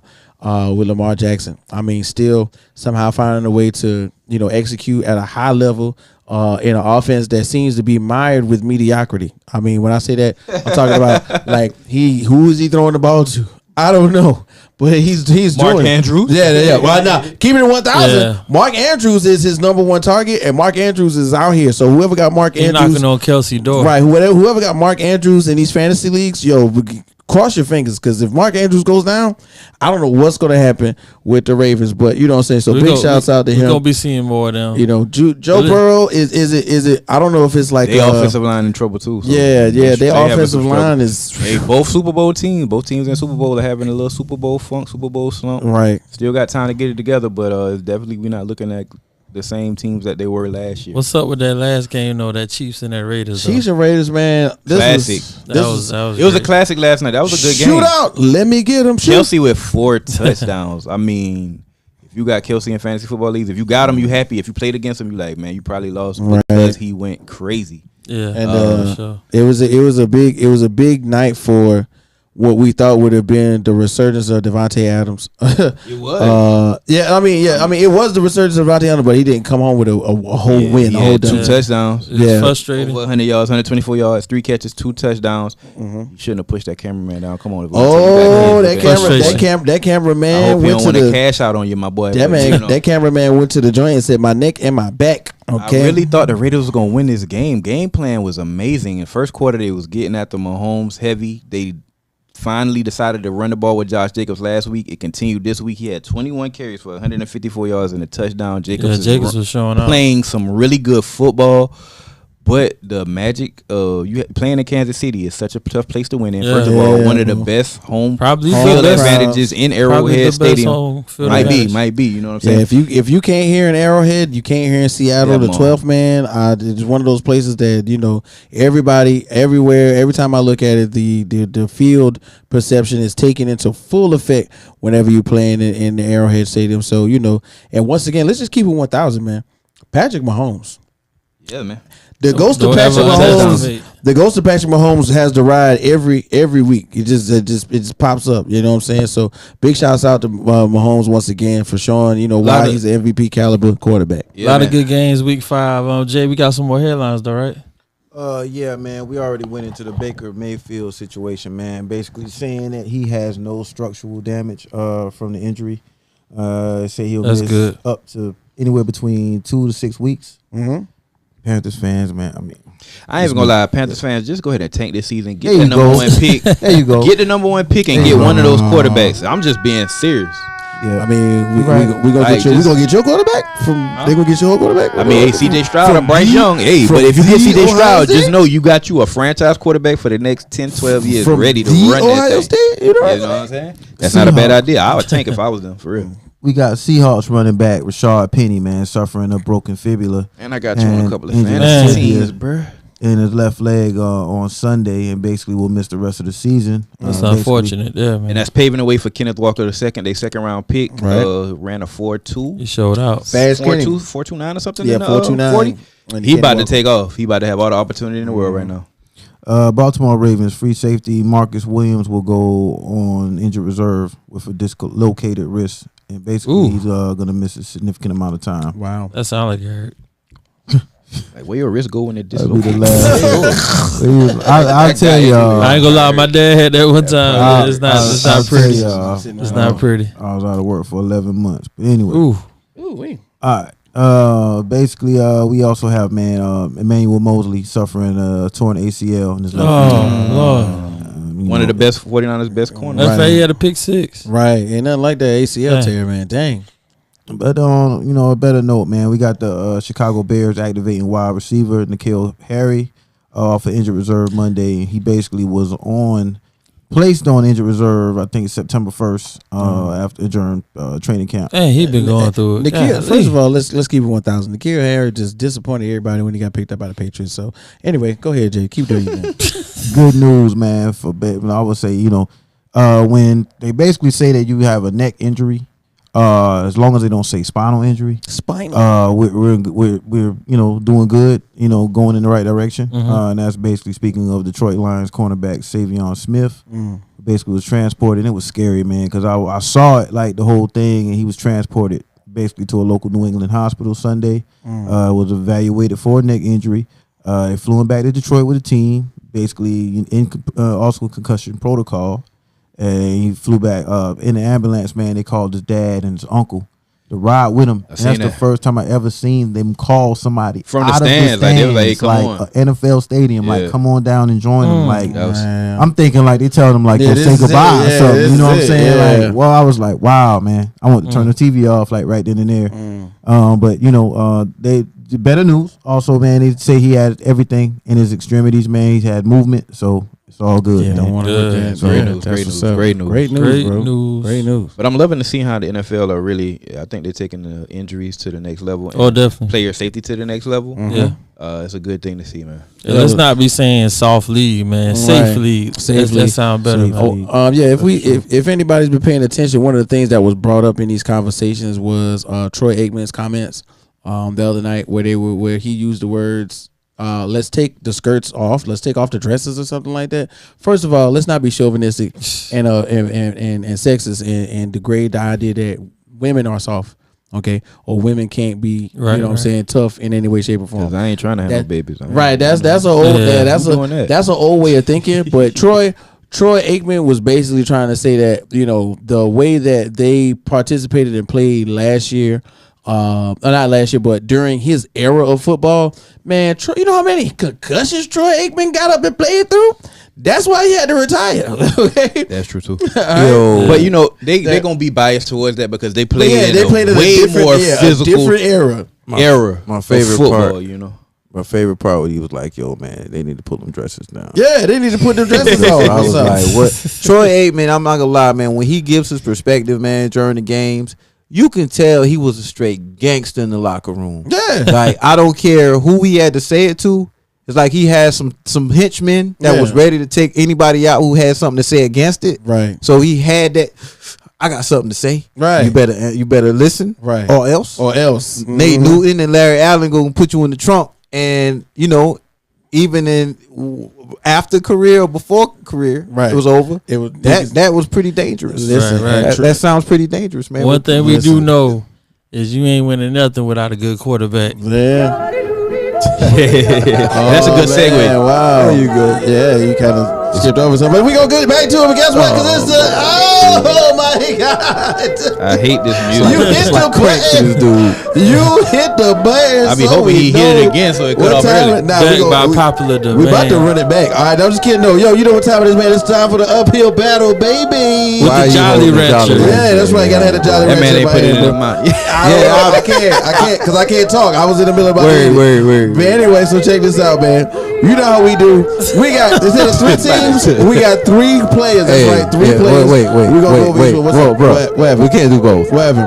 Can't do both, man. Can't do both. Either gonna say and listen to the music. I just want to can't do both? hit the button, bro. Oh, you hit the gonna button, bro. There we go. Oh, I thought you was gonna run it back. Yeah, I did want to do. Bro, stop, bro. Hey. All right. Serious. So this is what we gonna do, y'all. The uphill battle. Y'all know how we do. We normally do 3 teams, but we're gonna do 3 players this week. So QB of course, edition. this is the quarterback edition, y'all. So this is what we're gonna do. I'm gonna run them down for you. Of course, we got Carson Wentz, right, for the Washington Commanders. We got Russell Wilson of the Denver Broncos, and we got Matt Ryan of the Indianapolis Colts. Now here goes some stats before you judge. Okay, so of course everybody has played an equal amount of 5 games. Yeah. Okay, Carson Wentz right now has 210 attempts with 132 completions. That's 62.9 completion percentage. He has 1,390 yards total, 10 touchdowns, 6 interceptions. That's kind of decent. All right, then we got my man Russ. Let Russ cook? Nah, how about let Russ be a vegan because he ain't cooking. All right, 179 attempts with 101 completions. Right now he's got a 59.4 completion percentage. 1,254 yards. And then he's got 4 touchdowns and 3 interceptions through 5 games. Then we got Matt Ryan. Of course, he's played 5 games. He's got 195 attempts, 128 completions, a 65.6 percentage of completions, and 1,376 yards through 5 games, 5 touchdowns, and 7 interceptions. Now, let's just keep it funky. Yeah. We're going to put Matt Ryan at the bottom probably because of these 7 interceptions. But, you got 7 interceptions, 6 interceptions, 3 interceptions. Does that make anybody better or worse? It's not just about the interceptions to me. Matter of fact, Joe, you might as well go ahead and kick it off. So go ahead and kick off how you feel about each one of these. Before you say what you about to say, Yeah. he has one of the best running backs in the league. That's true. He's hurt, too. He's hurt right now. He's been hurt the last 2 games. And their offensive identity is run the ball, to be honest with you, you know what I'm saying? And limited wide receiver options. Pittman, who they regard as their number 1, who I feel like is not a number 1 receiver. He's probably a number 2 receiver, but I don't want him as my number 1 receiver. They like to throw to the tight ends, Mo Alley Cox. They got a nice young tight end. I think Moore is his last name, something like that. He's pretty good. But if we get into these quarterbacks, let's start off with Carson Wentz, who, like I said, is a Dr. Jekyll, Mr. Hyde. Either he's boom or bust. He's had 3 good games, 3 games where he put up really good numbers, 2 games where he disappeared below mediocre. And the number 4 passer in the league. Yeah. I'm saying he putting up some good numbers now.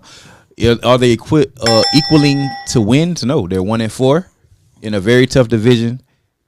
A lot of close games. When they're losing some close games. Carson Wentz has some weapons. Right. You got Terry McLaurin. What's You happening? got Doxson. You got another guy that broke off on the scene. You got Curtis Samuel, and then you got another guy that had 2 touchdowns, Dwayne Brown or something. His name, he had 2 touchdowns last past weekend. So we got a nice receiving core. I think he can turn it around. Turn the corner. Their defense needs to step up, but as far as his quarterback play, he has to cut down on the turnovers, and I think he has to manage the game a little bit more properly. I don't like how the offensive play calling is getting called in Washington. That's another issue that's beyond Carson Wentz's control. Don't blame Ron Rivera. He the defensive coach. Only can run the plays that are called.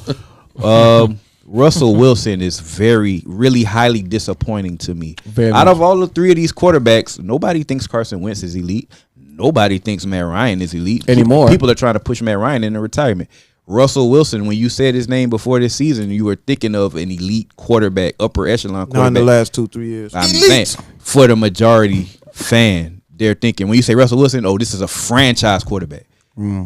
Those other two guys aren't franchise quarterbacks. You know what I'm saying? So Matt Ryan Matt Ryan's a he was franchise quarterback. bro. He was in a play for a team his whole career.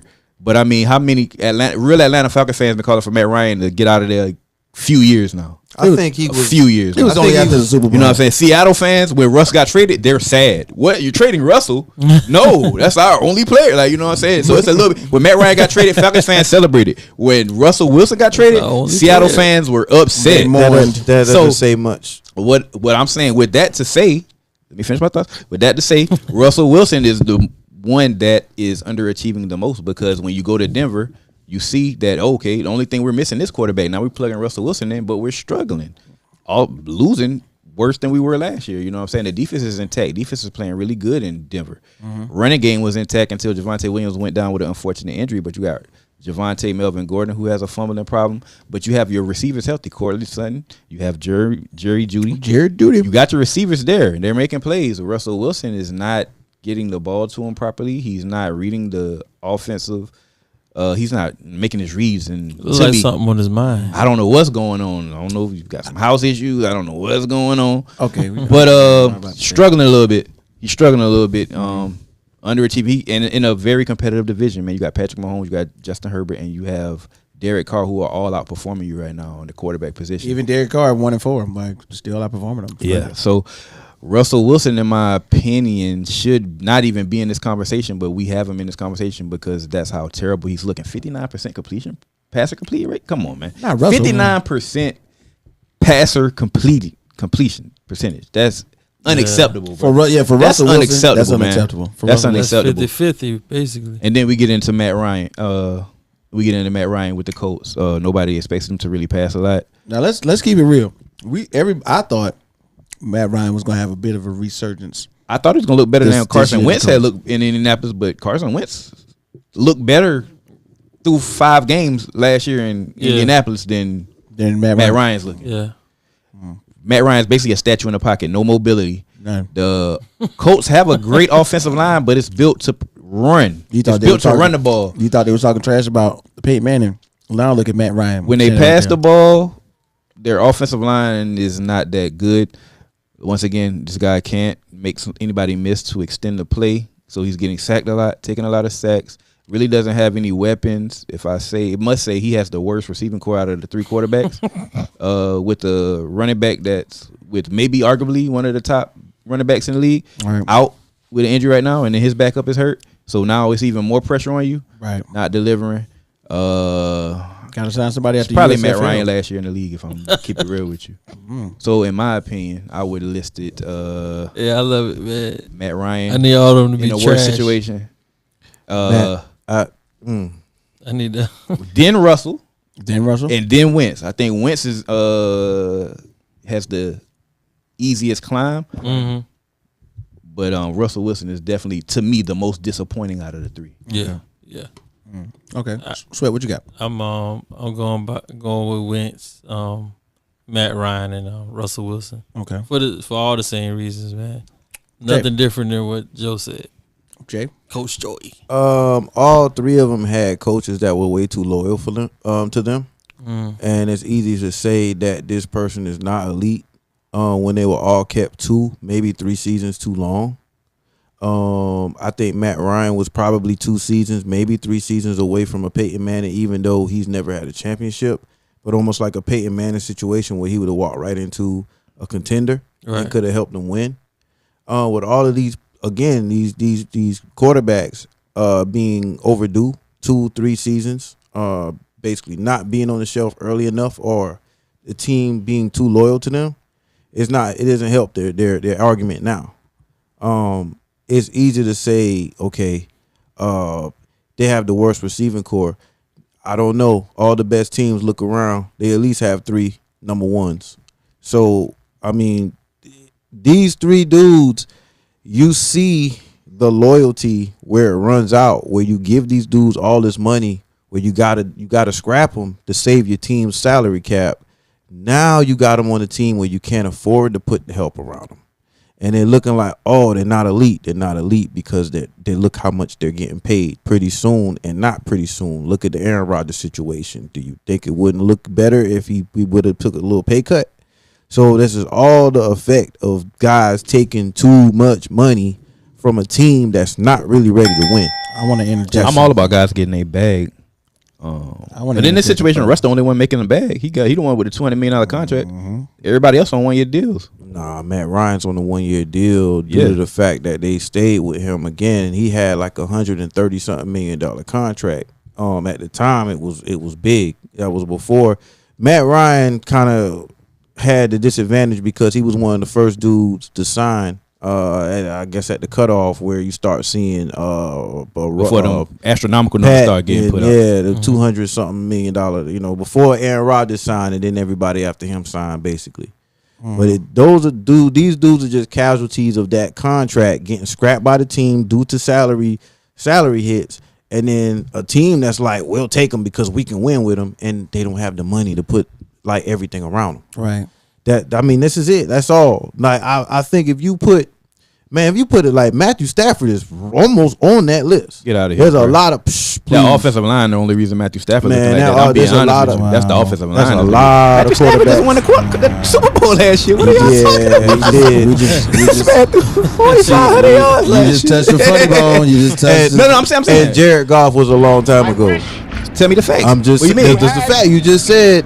More time. So You Matthew said Jared Goff was removed, so far removed from whatever. Jared Goff is still showing that he can do what he can do. Bro, Jared Goff ain't win a football Matthew game since Stafford Sean is- McVay showed up. This man was 0-12. You put Matthew Stafford on the goal line against Matt Ryan. You tell me who gets to the other guy with goal line first. Like, come on, man. Both of them, these dudes, almost the same guy, bro. Like, Hey, all right. serious right now? Yes. Hey, yeah. serious Put, right now? put Matt Ryan on the Rams like you just taking Matt advantage of the Ryan fact. or Matthew Take Stafford. that Put it in defense the away. comments. Take that defense away. Take Comment. Von Miller away. He showed you game one. Take Von Miller away, and then let's see what they could have done last season. Put it in the Like, come comment. on, man. You got Matthew tripping right now. Stafford. No, I'm not.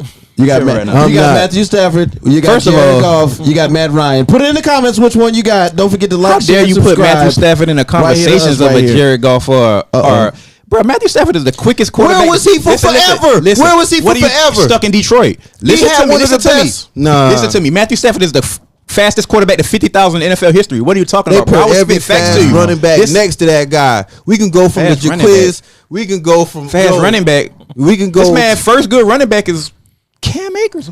Name me Are a- you name me- serious? Name me a running back off of Detroit Lions besides Barry Sanders who was good till DeAndre Swift just came along. Williams, bro. Are you serious? Reggie Bush was okay. What are you talking about? Jaquiz Rogers was okay. Reggie Bush played for Travis Detroit Lions. Best was okay. Reggie Bush played for the Detroit Lions. I remember him playing. If he probably did, but I don't even remember him playing for the Detroit Lions. He did. He did. Yeah, that was listen, his bro. last year. Listen, bro. He did. Cam Akers. He did. Did any? I mean, you laugh, Hey, but he did- did. You asked the question. He did. Did Matthews? He had a lot of good backs that We talking about a multiple time. But Matthew Stafford, bro, this man Oh just my won the God. Super Bowl. I ain't gonna lie, probably the best 12 back seasons he is had a was long Abdullah, time. bro. Like, 12 seasons is a long Yeah, time. he's multiple Pro Bowl selections. 12 Basically, the only seasons. good player. Him and Calvin Johnson, only two good players, and Here we Ndamukong go. Suh, the only three good players the Detroit franchise has had in the last 10, 12 years, bro.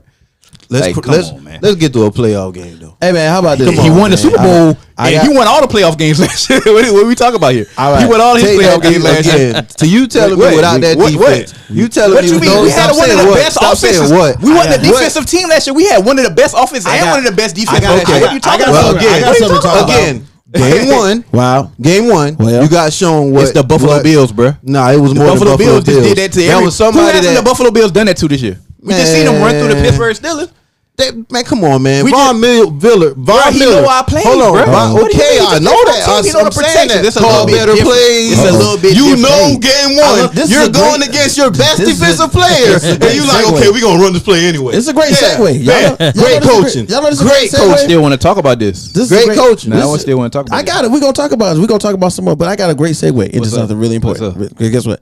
We was talking Hey, about just know, defense. hello. Go ahead. It's 5 weeks. Just we gonna revisit this Man, after week 17. Sign some more After all week- pros, after and week y'all can 18. get like y'all All did right. last season. Don't be mad because nobody want to come play for y'all. All right. So, Everybody takes command against y'all. Okay? Hey, see, that's the thing.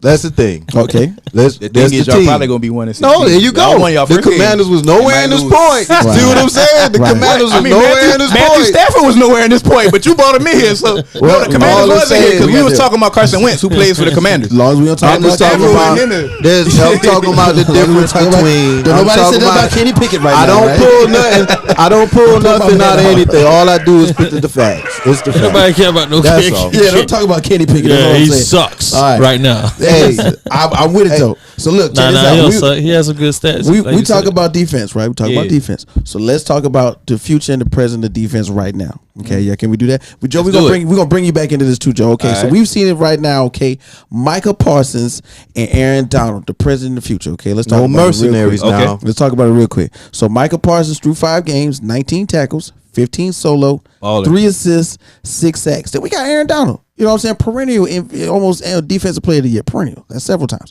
All right, so we got 5 games, 18 total tackles, 9 solo, 9 assists, and 4 sacks. Okay. Who is the better player right now? Better player right now? Overall? Overall, right now. Just I still say Aaron Donald's the better player. Michael Parsons is the future of the defensive position in the NFL. He's the next one. Like if you say who's the next defensive guy that pop out, TJ Watt has arrived on the scene, won an NFL MVP. I wouldn't be surprised if Michael Parsons wins the NFL defensive player of the year. Right. You know what I'm saying? This Right. year. And following like TJ Watt's footsteps, Aaron Donald once again is a multiple time defensive player of the year. When we talk about defensive players playing from the interior defensive lineman position, a defensive tackle plays in the middle of the defense. You know what I'm saying? The teeth of the offensive line. Basically, every play getting double teamed. Imagine this: every play you have 200-300-pound men trying to block you, and you Four still hands. somehow, some way, get around them, get pressures on the quarterback, get a lot of quarterback pressures. Leads the league usually year in year out with quarterback pressures. You know what I'm saying? And you beat double teams on a consistent basis. That's a little bit different than Michael Parsons, who is a Swiss Army knife in my opinion. He plays linebacker sometimes. They line him on that defensive end and he rushes the passer. But everybody knows, you know, when you're on the defensive end, you basically gonna beat one man, and then you may have a running back chipping you, and you get around him, you can get to the quarterback. But it's a little bit difficult, in my opinion, to win and get to the quarterback being a defensive lineman. I will say this right now. Tackle at that. Yeah, you know what I'm saying? This is just unheard of. Over 100 Now, they're sacks. not even known to get sacks. Like He's- Warren Sapp kind of like changed that up a little bit. Yes, and he But, has they're surpassed known him. to. They're supposed to disrupt the offensive line. Stop the run, really. You know what I'm Yeah. saying? You know, stop that run. But you know, you're just seeing a different type of athlete in both of these guys. Michael Parsons is one of the fastest players in the NFL, regardless of any position. He Sideline to sideline. He won the NFL fastest man competition at the Pro Bowl. Like I said, he's the future of the NFL. You gotta Hey, definitely game plan and scheme him. shout out to your college football. What do you call it? The Ohio State University. No, Oh, man. no, what are you in? Oh, the Big Ten. Yeah. Oh, the Big Ten. Oh, wow, Keep the going, conference. man. The Big Ten, conference. you know what I I'm just saying? had to throw that fire in there Okay. real quick. Yes, sir. So since we throwing that Well, out I'd there, say Aaron Donald's still better, Yeah. but Michael Parsons is just the future. I like that idea. Okay, so let's just talk about we on the defensive side of the ball right now. Dallas's defense, is it real or is it an illusion? Very real. That was real. It was like that last year. to Okay, me. Very real. right now Donovan Yeah, Wilson. Right now we got Donovan Wilson with It's a little 31 better, yeah. tackles. It's way better. Micah Parsons with 6 sacks. Trayvon Diggs with 2 interceptions. Then we got Deron Bland and Malik Hooker with 1 interception apiece. Is this a sustainable thing or is this a flash in the pan? That's real. It's a sustainable thing because they have one of the best pass rushes and defensive lines in the NFL. I think them in San Francisco are 1A, 1B. You know what I'm saying? Depending on how you want to chop it up. They just have one of the best pass rushes. I will say the defensive coordinator. Coordinate. Buddy from the Atlanta Falcons, man. What is his name? It's slipping me right now. But anyway, the defense coordinator, he's dialing up plays. You got Dante Fowler making plays. going along with Michael Parsons, man. You look at the linebacking core, Vander Esch. You look at other guys they have in there making big plays. Yeah, some guys that have been around Diggs, for a while. Who's a boomer bust corner. You know, he likes to gamble a lot. He gets a lot of turnovers. Right. You hit him with a double move, you might can get past him and make a big play as well. Right. But I just like the scheme that they're calling. Yeah. With Cooper rushing there at quarterback, the defense feel like, look, it's on us to put our stamp and solidify this game. You know what I'm saying? Take over the game, and they have done that in every game they have played. Every game. Cowboys just got to Pinning get their over ears the hump, back, getting man. at the quarterbacks, man. It just got to get Pinning over their the hump, ears bro. back and getting after the quarterback. Last but not least, because it's a lot of Cowboys fans watching, we're going to do it. Is Dak back next week? Yes or no? No. I would say no. I don't, because I know he's not 100%. No. And why rush him back? Because Cooper Rush is 5-0 as a starter. I say, for the sake of winning, don't let them come back until they lose. That makes that's sense. a great point. Makes sense to me. That's a great point. I mean, and it depends on how they lose too. Because if they lose to the Philadelphia Eagles on Sunday Night Football, undefeated might team be in a it, close too. game, That might be it. still don't rush Dak Yeah, back still don't because rush you Dak lost back. in a close game against an They undefeated probably team. gonna do it though. Now, if you get That's- beat that's down, Gonna do it. That's like Indeed. a real possible scenario. He doesn't. They win 20. He doesn't reel them in that game. 24. And let's bring that back. The But they game will be saying- 24 But like you to said, you should 27. still. I would wait till he 100%. It's kind of like Because you wasn't thinking Alex that Cooper- Smith and Kaepernick yeah. situation. Something Alex like that. Smith. It happened twice to Alex Smith. Remember, it was Alex Smith and Kaepernick. Then it happened to Alex Smith and Patrick Mahomes. Oh, yeah. It happened 2 times to him. Yeah. So and then let's keep it 1,000. The year after Tony Romo got his check, because Tony Romo was an MVP caliber player. Tony Romo got hurt. They brought in Dak Prescott. Dak Prescott. Oh, matter never of gave it fact, back it's like up. that. It's more so like that because it wasn't expected. Like Pat Mahomes and Cap, it was expected that they was. That was supposed to be they the was next eventually one. going to take over. Yeah, I But got more you. so when they put in Dak Prescott, they had just gave Tony Romo that money, and they didn't think that Dak Prescott So was out going to do that. of thing. anybody, he should understand what's going Yeah. on. But And in I this even- case, they gave Dak the bag, so they're gonna give him the. Y'all been paying attention. Dak been kind of throwing some shade too. He was like, the offense has potential to be, better. Basically, because they beat us, but the defense kind of beat us. Defense, Cooper Rush yeah. barely had over 100 yards Right. against us. You know what I'm saying? And So- it was they've been cut slimming down the offensive playbook as far as through the air in my running that opinion. ball. But it's been working. Go Yeah, yeah. with what works. Yeah. You know what I'm saying? But we're gonna keep it moving, man. So shout out to all my Dallas Cowboy fans. I know y'all out there. Like, share, subscribe. playing- Because some good we football. gonna I ain't gonna represent. hate. The star playing some good football. Even though we not gonna talk about them all the time, we gonna represent for y'all right now. What we got next? We got that NBA. I smell some headline. NBA. I smell some NBA Okay, coming so up. so everybody get together because we got to get that layup line. Jay, what you got on them headlines, my boy? Man, we got LaMelo Ball down, man. He's Ah. basically expected to miss 1 to 2 weeks Dang. because He'll of be his all right. sprained left. Shout out to them Hornets season ticket holders, man. You just, as soon as I'm telling somebody an injury, you just be like, oh man, he'll be all right. He'll be He'll all be all right. He injured. He'll be all right. Yeah, 1 or 2 weeks, man. It's like and this is coming like you from got a cold. or He something. a young guy. He be back fast. basically Woj, man, announced that the MRI came back. It was basically a sprained ankle. Okay. And taking, he'll be returning to full basketball activities, and just to be determined. That was Moving on, the Nets, man, they say that Ben Simmons, man, he's gonna need some time, For on his real? air balls. They just say he needed some time to regain his confidence and his rhythm. They You know what still I mean? talking about that? Why they Steve doing Nash made a everything. couple of comments. They can. They was But he clowning. about to play comfortable. though. He about to play. Yeah, they did like a rooftop session, and then he like clearly airballed in front of everybody, and they like the crowd. Like if you watch, It's like, the, yo, just the put some oil on faces, the crowd's faces automatically changed. They wasn't even playing. Like Need he just some milk. threw it up. He needs some milk. Yeah, for real. That's exactly what it looked like. Oh, Yeah, I'm rooting for Ben. I'm in the corner, KD man. dribbled off his foot. Kyrie ain't even had on his jersey. It looked real hodgepodge, bro. hey, no, Brooklyn gonna make some noise this year, though. What? Yeah, They will. no, seriously, Brooklyn is. I think this was the year. This is the year that they gonna actually mentally put it together, because I think it's Kyrie Irving being in front or being one of the tip of the spear, let's say, for the Brooklyn offense. if Kyrie Irving mentally, and y'all everybody know Kyrie Irving, the mentalist now, he is thinking on both sides of his brain. He said that, look, my left and my right side of my brain is unlocked. So if he ain't focused, the basketball court is round. Right, yeah. If he ain't focused, I'm not playing until I understand what college you went to. Oh, man. The philosophers. Buddy, man. Go ahead, Jay, with the rest of the headlines, G. All right, we got Bradley. You got no jokes? Nah, man. Okay. You got Bradley Beal. Hey. Basically exited the NBA's health and safety protocols. He missed the Washington Wizards preseason game in Charlotte. Oh no, my bad. This basketball. Safety? Did I say concussion, man? You said health and safety. I said, dang. I'm sorry. So it made me think about that. My bad. That's my fault. You had me thinking like, dang, he really did he get? Nah. All right, so he had an illness, man. It was a non-COVID illness, according to the team. He's listed day to day. And also, man, last but not least, Draymond. We got to talk about that. He's taking some time away from the Warriors, man. Hey, man, I respect. Yo, Charles Oakley. We was talking about this the other day, right? Right?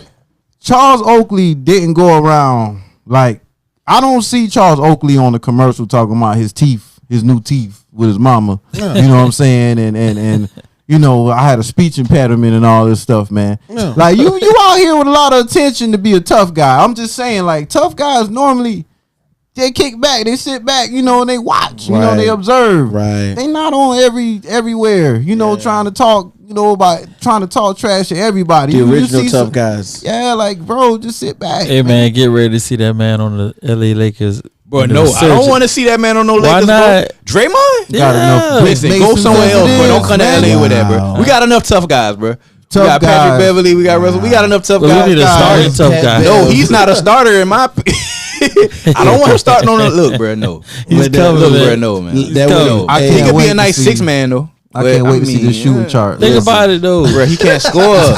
Look how many people we got that can't score now. Yes, we do need scoring. We don't need we don't need a scoring center. If AD play 4, we don't need no scoring center. We need a center that's going. Who gonna play 5? Draymond? That's like no. I don't want Draymond on my Lakers, bro. Go somewhere else. That just sound like two. He want to come to Lakers, though. He gonna force his way over there. You ain't even a Laker fan. Don't forget to like, share, and subscribe if you heard us talk about the Lakers. He gonna have to take a picture. I think the Warriors don't want him no more. So they don't. But this my thing. We about to get Russell Westbrook off the books after this shit. That's $30 million cleared. You about to give it to Draymond? Listen, let's keep it. No. He got to take a pay cut for sure. Let's clearly. Let's talk about the incident, though. Let's talk about the whole incident. My bad. Right? So while it's happening, let's go ahead and say it. So they get ready for a preseason game.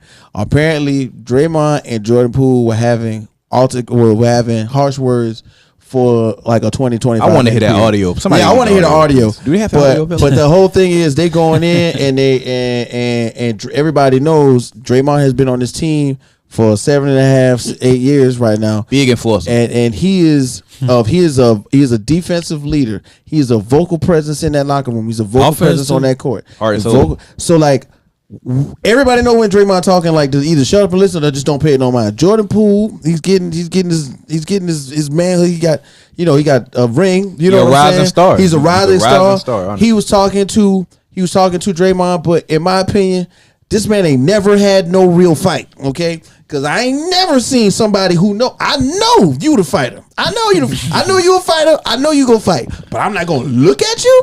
Not gonna make eye contact. I'm not gonna watch you walk across the basketball court and then steal off. Like he should have put his guard up after he pushed him. That's what he should. Okay. So let's say that first. Jordan Poole did give him a nice little shove, but he did not anticipate this man stealing off. That's if you know anything about South Carolina or the area. The term stealing off means hitting a person unsuspectfully when they least suspect it. So he did not expect to get hit by this man, and it looked so bad. Honestly, I think he really thought he could beat him. Jordan Poole got in concussion. He got in concussion. No. You don't push nobody. He didn't think he was gonna swing on him like that. He don't think he was gonna swing like that. Draymond Green. Everybody hear me. Draymond Green put his friend in concussion protocol. Okay, how do you do that, bro? That's messed up. I'm serious. That's messed up. I don't think they friends. Bro, bro. Listen, bro. We ran some No. If rings. that's your friend, you ain't gonna hit that man like that. Draymond Green look like That- somebody has a rap all Draymond, together to not hit Draymond somebody. Green do that to everybody. Listen, They've been doing this for years. This is my thing with this situation. All right, this is the second time an issue has happened with this between Draymond and a teammate. The first situation was with KD. It was before that too. This is- he did it with Iggy. What supposedly? For real? Yeah. I ain't heard about that one yet. But I'm saying the things that we have heard, like publicly, people making stories, everybody getting out.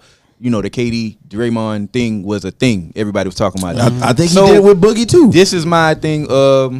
In my opinion, is surrounding where the money's going. At that time, KD was about to be a free agent. Of course, the Warriors were trying to keep KD, keep that nucleus together.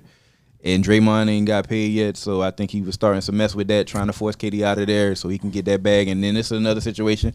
Andrew Wiggins on his last year, he's definitely about to get a supermax. Poole was on his last rookie year deal, he's gonna get that $100 million. Draymond was gonna be the odd man out. I think he's seen the writing on the wall. Poole coming into his own. They saying Poole was, feeling himself a little bit, saying some words, you know what I'm saying, as you can. You a grown man. And honestly, without Poole, they don't win the championship last year. Negative. You know what I'm saying? That's true. Take Draymond away, they probably still win. If you keep everybody else intact, Draymond really wasn't a contributor like that last year in the playoffs. And, you know what I'm saying, especially in the finals, we were looking like, what is going on with this guy? He was his own mama was criticizing him. If we're going to be real. So I think the writing's on the wall. He see that it's probably his last year in town. Maybe he was trying to start an issue. Got me on the TV. Being a leader, talking about you don't do that though to your teammate, Draymond. Come on, you all the way wrong in my opinion. You just all the way wrong, all the way around. Can't even score 10 points a game. And you got to excuse yourself from the team now. You know what I'm saying? You kind of, whoever leaked that is wrong. And that's what I was about to say. How did that get leaked? Maybe an intern, maybe the front office, maybe this their way of getting rid of. I'm gonna keep it He was 1,000. Jordan leak Poole's homeboy. Listen, I'm gonna keep it real. Might be. Draymond made It'll come out though. Leaking this. It'll come out. Draymond Green made a great point in his press conference. Whenever he's uplifting his teammates, whenever he's giving defensive, advice, whenever he's really helping them out, like none of those videos ever leak of him being a positive person. As soon as he does something stupid, it comes right out quick. This was very egregious though. Right, but this was very egregious. So, but the idea is. But honestly, it's probably been happening on every team. I was We just ain't about see it. yeah. You know I what was I'm just saying? about to say Oh, yeah, this stuff all happens of all the time. all of the old sports writers, because nobody really is a sports writer like they used to be. You know what I'm saying? When they let in the writers for a couple hours worth of practice, so you can talk to the coaches or the staff or whatever to get to develop a story. Those things don't happen anymore because print journalism is dying. Okay, so let's talk about people like Michael Wilbon. You know what I'm saying? Like seriously, they will tell you they would be in practices. You know what I'm saying? Players would fight each other. Fisticuffs would be thrown. They would go to the locker room. They would shower. They would ride home together. You know what I'm saying? This isn't the first occurrence of this, but because we're taking a different stance on player safety and being human beings, you know what I mean? Like that, we have to care. And I understand, seriously, Jordan Poole, we hope that the idea is, what if he would have got knocked out, landed on his head funny? You know what I'm saying? Exactly. He could have went all kind of different ways. Never been the same. So there's a big, huge point to that as being a human being and caring. Like, oh man, that's wrong. But at the same time, once again, in football is one thing with the sacks and players and attacking the quarterback. Now we're saying in the NBA, the practice floor has to be set a certain way. Because in the NBA, they ain't really hitting each other, but look here, man. I think something had to trigger it, listen, though, man. I watch. I mean, it's a sport. It's a competitive. I watch grown men, whole lot of testosterone. So there's gonna be some animosity. Listen, no. Draymond got in that man personally. They was arguing Poole over here, Draymond over here. Draymond closed the gap walking up into this man. Like, look, if we having a war of words, you know what I'm saying? We saying all kind of shit to each other. That's just a war of words. But once you walk up on me, bro, you in my personal space. Draymond, I understand. Basically chest bumped this man. So yeah, I'm pushing you up off of me, nigga. You own me. Right. You know what I'm saying? So Poole wasn't wrong for pushing him, getting him off of him. But Draymond with the response, Draymond could have pushed him off. Draymond could have pushed him off, but Draymond stole off. He was not expecting that. I don't know who said what first, but Poole said something back to him. Yeah, but I mean, I bet you Draymond said something crazy. But I ain't saying he started it, but he said something back. But I mean, look, you can't talk to a grown man any kind of way, think a grown man ain't gonna talk to you back some type of way. And the Jay's point, right? So I watched the episode of Club Shay Shay. That's my Uncle Shannon Sharp's podcast. Big shout out to him. You know what I'm saying? Yeah, Shannon Sharp had on Lamar Odom. And Lamar Odom was going through. That was a good episode. Yeah, Lamar Odom was going through what he had been through. And Lamar Odom talked about a story in which on the Clippers, Charles Oakley, who was one of the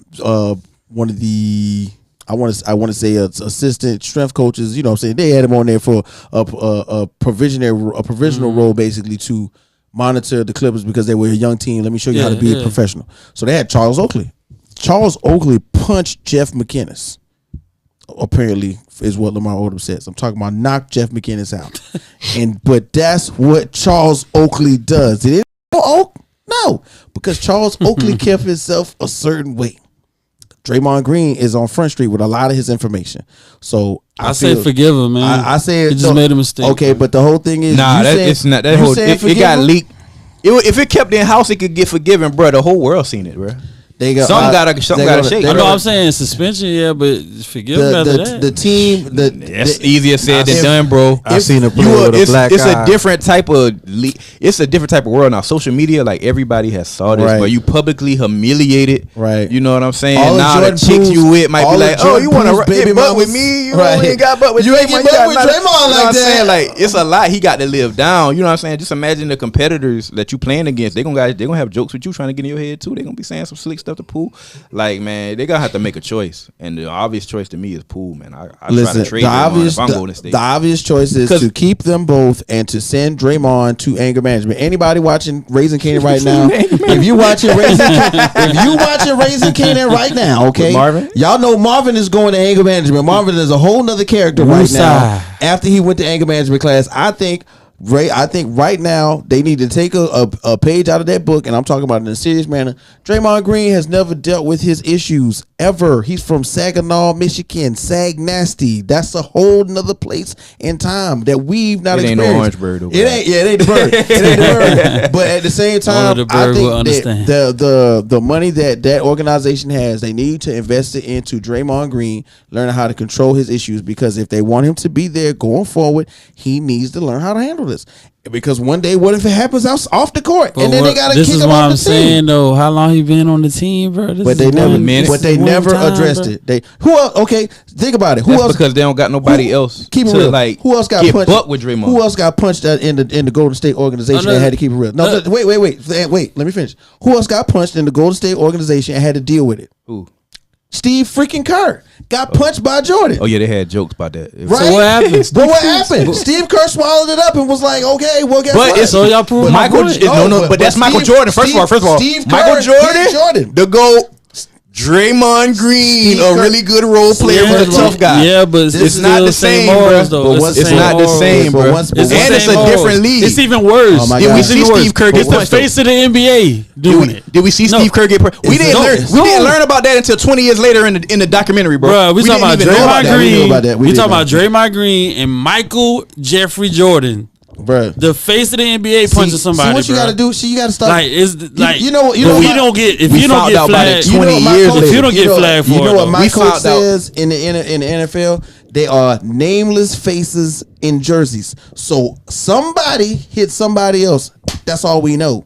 That's the main point. We ain't got to put no name on it. We know it was Michael Jordan. Honestly, if it was this type of stuff going on social media, all that, and Jordan got caught punching Steve Kerr, you think they would have got on him like that? No. That's my whole point. Okay, no, Michael Jordan wouldn't have cared, is what I'm saying. That's what I'm saying. The league wouldn't have cared because you can't deal with it. No, we're not about to do nothing to Michael Jordan. We're going to agree to disagree. You get a week of not playing, and you come back and you ball out. Michael play all of them. They wouldn't let Mike still was playing. Yeah, that's right. They were still playing. Don't forget to like, share, and subscribe. Would you hit your teammate? Put that down in the comments. If you're still off on your teammate because they talking trash to you at practice, that's just, you put that in the comments. Give them a better question do you think Draymond should stay on the Warriors? Do you think Draymond Green should stay on the Warriors after he stole off on Jordan Poole, or should he? This is last year. Should he be traded? Or he opting out. Probably he gonna probably try to take the role of I'm opting out to leave instead of getting traded and being. Draymond gonna end up on the Kings. on the Sacramento Kings. To be honest with you though, is Draymond Green a starter anywhere else? Yes. Like at this age right now, if he do get traded, is he starting? He has.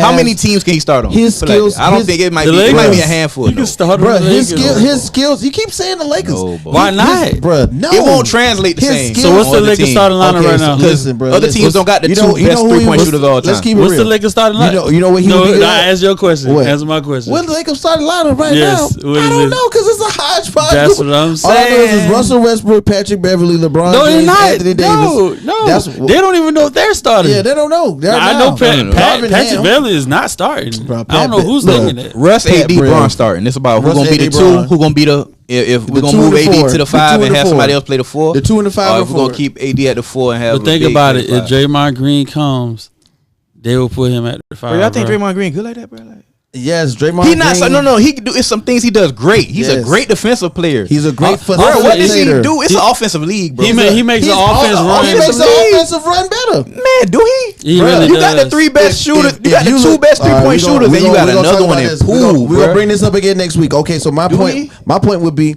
if we got a 7'2" Nikola Jokic, if Draymond Green was 7'2", are they not the same person?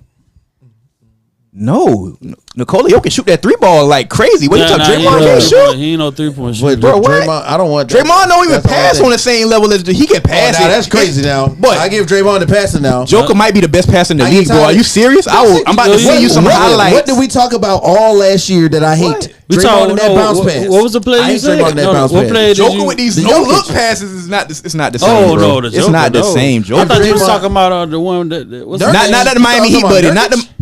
the Blazer. Nurkic. Oh, that's- yeah. I thought that's who you was talking about. No.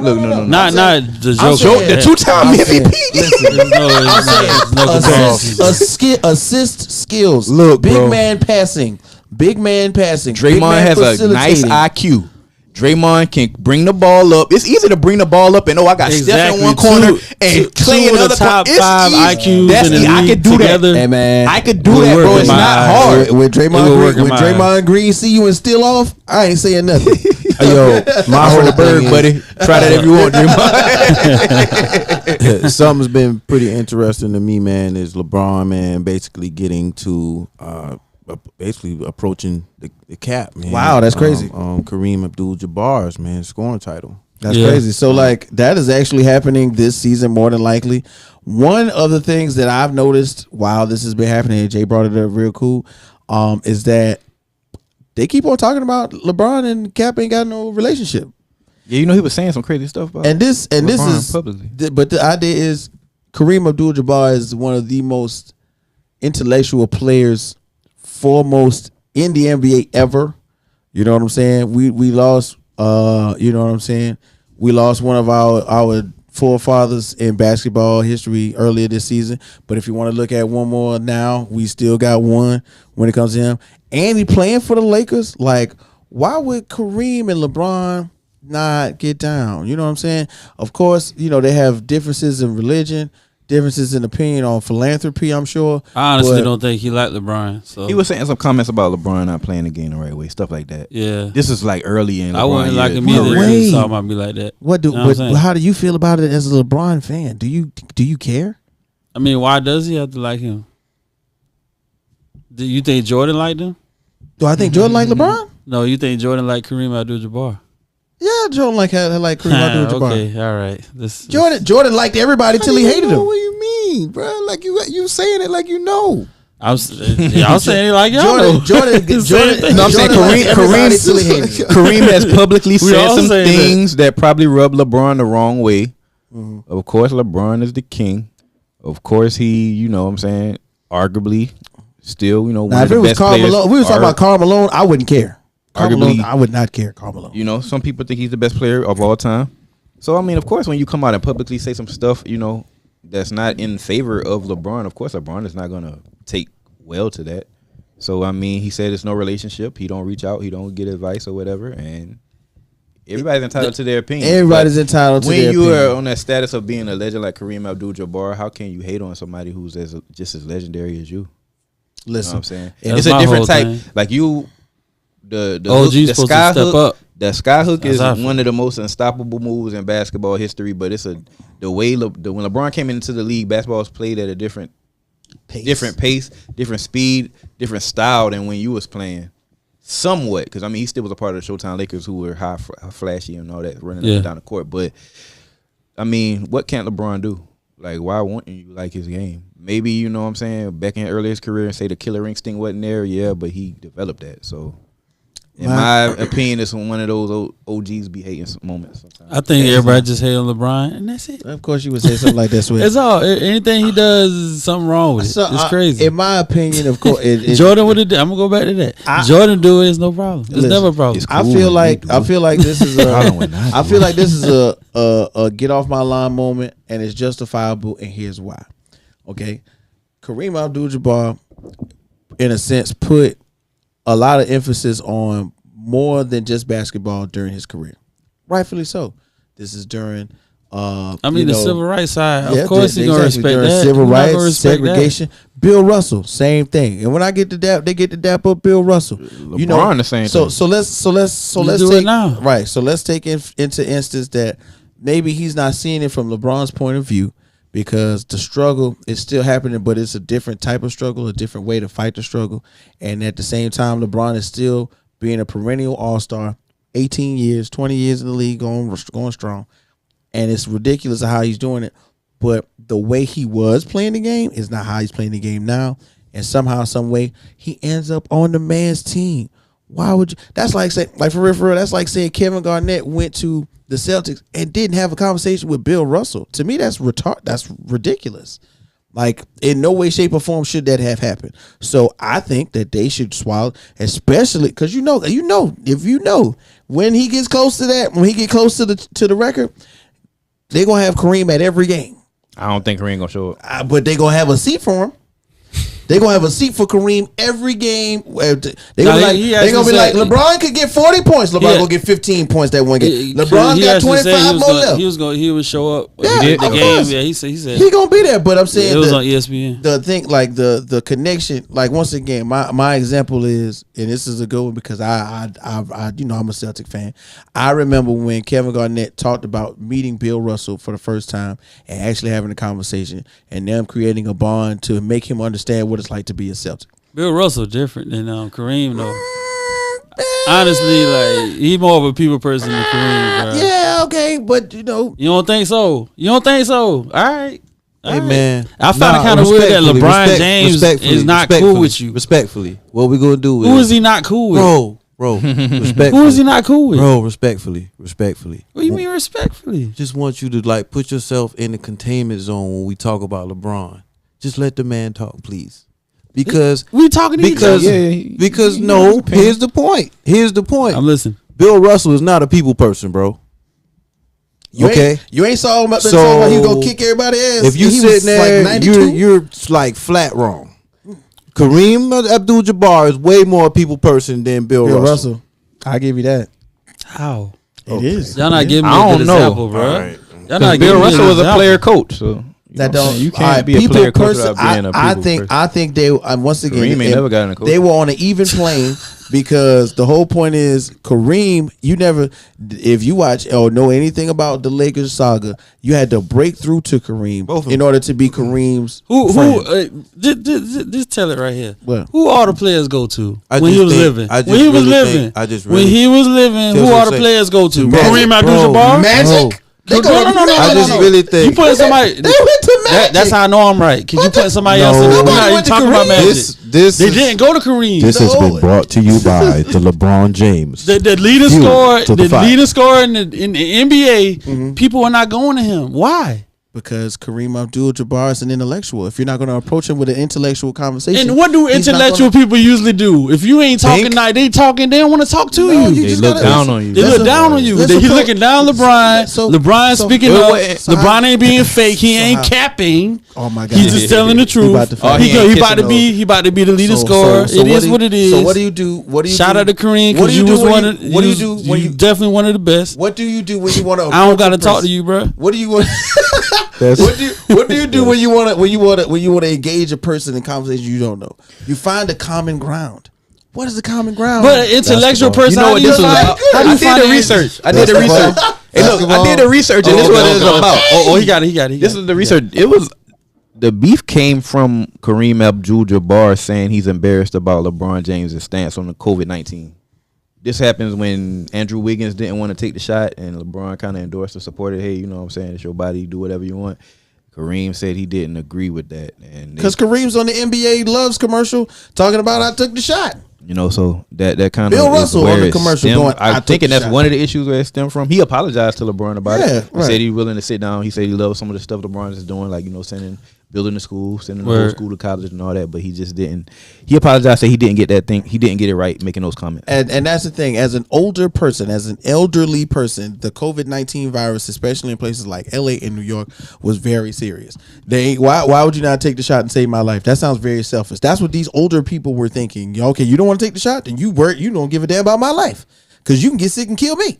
That's what they were saying. If I'm masked up and you 6 feet away from me, you should be all right, bro. 7 foot two. Oh my God. That's what I'm saying. But that's what they were saying. So hey man, going back to what I said, whatever LeBron do, people hate on it, find something bad about it. I feel you, Sweat. We gonna this man clearly told this man he can have a mind of his own, and somebody got a problem. Yeah, he said. You know who said he can have? Who was the first person to have a mind of their own? Kareem Abdul-Jabbar had a mind of his own first. So he knows exactly what's going on.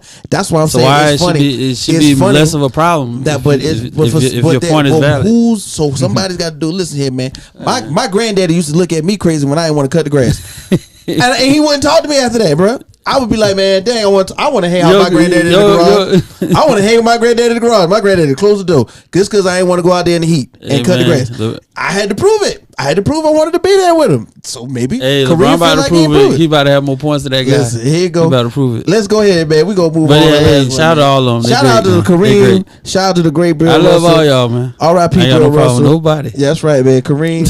You know what I'm saying? Except for people who talk about LeBron. Salam alaikum, Kareem. In a dumb way. I mean, in like ways that don't make sense to me. I really. I can say LeBron took a dump, and you be like, yeah, never mind. No, it's not like that. It's like it's being realistic with the criticism. Like, he's the most criticized athlete of all time. Yeah, he one of them. Him and Russell. He is the one. Who else? Who has been more criticized? Russell Westbrook. The level of the game, his game. I could find more. Yeah, no. I really can't. No, find his more. stature. At his stature. I know people who play sports. He might be. All the good things he's done. Trevor, your power level statistically. Trevor, your power level is 9,000. No. I'm just being honest. Overall, if you want to get straight NBA, I give it to you. I give it to you. Statistically, tell me what Trevor's power level is when we talking about LeBron James in the comments.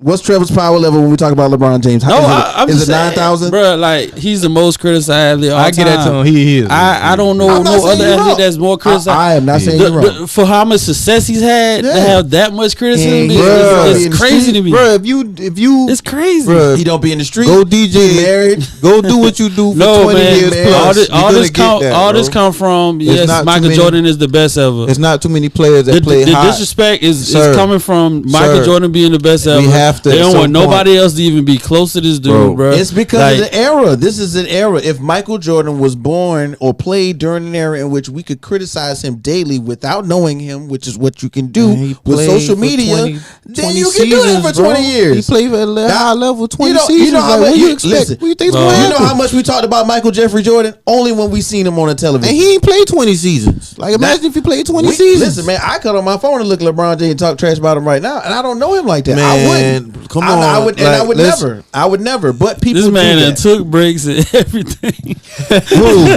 Who took breaks? Michael Jordan. Michael Jordan took breaks. But he also gambled. He also had things going on too. Like, just imagine Michael Jordan in a Twitter era. Don't got stuff going on. You know how much they would have talked about him in baseball? They would have killed Michael Jordan in baseball if they had Twitter, bro. All I know is they would have killed Michael Jordan. If you do it for 20 years plus, baseball meme, dog. There's gonna be a lot of people lining up to say stuff about you. Everybody, too many players. What are you talking about? Everybody, close your eyes. Longevity you get talked about? It's my thing. Everybody in your head, think about a Michael Jordan baseball meme right now. Are you serious right now? You talking about longevity? Are you serious? There'll be a reason to be talking about. Are you serious? To me, that's stupid. Are you serious? Shucky ducky. Boy, this dude scored 30 a game last year, bro. Have you ever heard the damn saying, if nobody ain't talking about you, if you ain't doing nothing? What are you talking about right now? This dude averaged 30 a game. Yo, this is a man you feel his way about, plus years, bro. Oh man, and we really saying we ain't gonna do that. Because Jordan and we all got favorite athletes. We all got favorite athletes because I'm a diehard Kobe stan. You know what I'm saying? Son, I'm sorry. We gonna take all these feelings. I think right now. Hey, what is Lawrence Taylor's the best football player I think ever made? But I'm not gonna lose. I got one more thing to say. Like, share, and subscribe. That's what I'm gonna say. Hey, okay. Word to everything. I just got one more thing to say. What's that? So what is the word if? Is it reality? If was a fifth, is it reality? Then we'd all get drunk. Is it reality? Did he play 20 years? Is it happening right now? So you know, did LeBron play 20 years and is still playing currently? So why are we talking about if? It doesn't matter. Let's just talk about facts. It doesn't matter. Facts. So what we gonna do for 20 years? Everybody, we're gonna take all these feelings. We're gonna put them in a box. We're gonna put that box. You said if he played 20 plus years, it would be different. All right, we're gonna wrap that box up. Let's get to this college. No, bro, don't touch me, man. You. All right, great idea. Let's over a man, bro. Right now. Over a man, bro. Hey, what was this? Damn grown man. All right, okay. All right, shit. So let's go ahead and talk about college football. One time, God dog. Okay, LeBron ain't played college football or basketball. So he's taking up college football. Let's run down. He had the Ohio State. He had the Ohio State jersey. He actually want to do it. Okay, so but we ain't talking about that. So listen up, man. We had some really good games over the weekend. I really want to let y'all know we got dragged. Listen, oh yeah, yo, Tennessee. Shout out to Tennessee, man. Tennessee, one of them ones. Shout out to Tennessee, surprising team of the year. What a Heisman candidate. That quarterback, man, is looking amazing. Wow, talk no trash. Knocked off LSU and have probably the biggest game of the week right here. Biggest game in probably the history of their program. Honestly, Tennessee playing Alabama.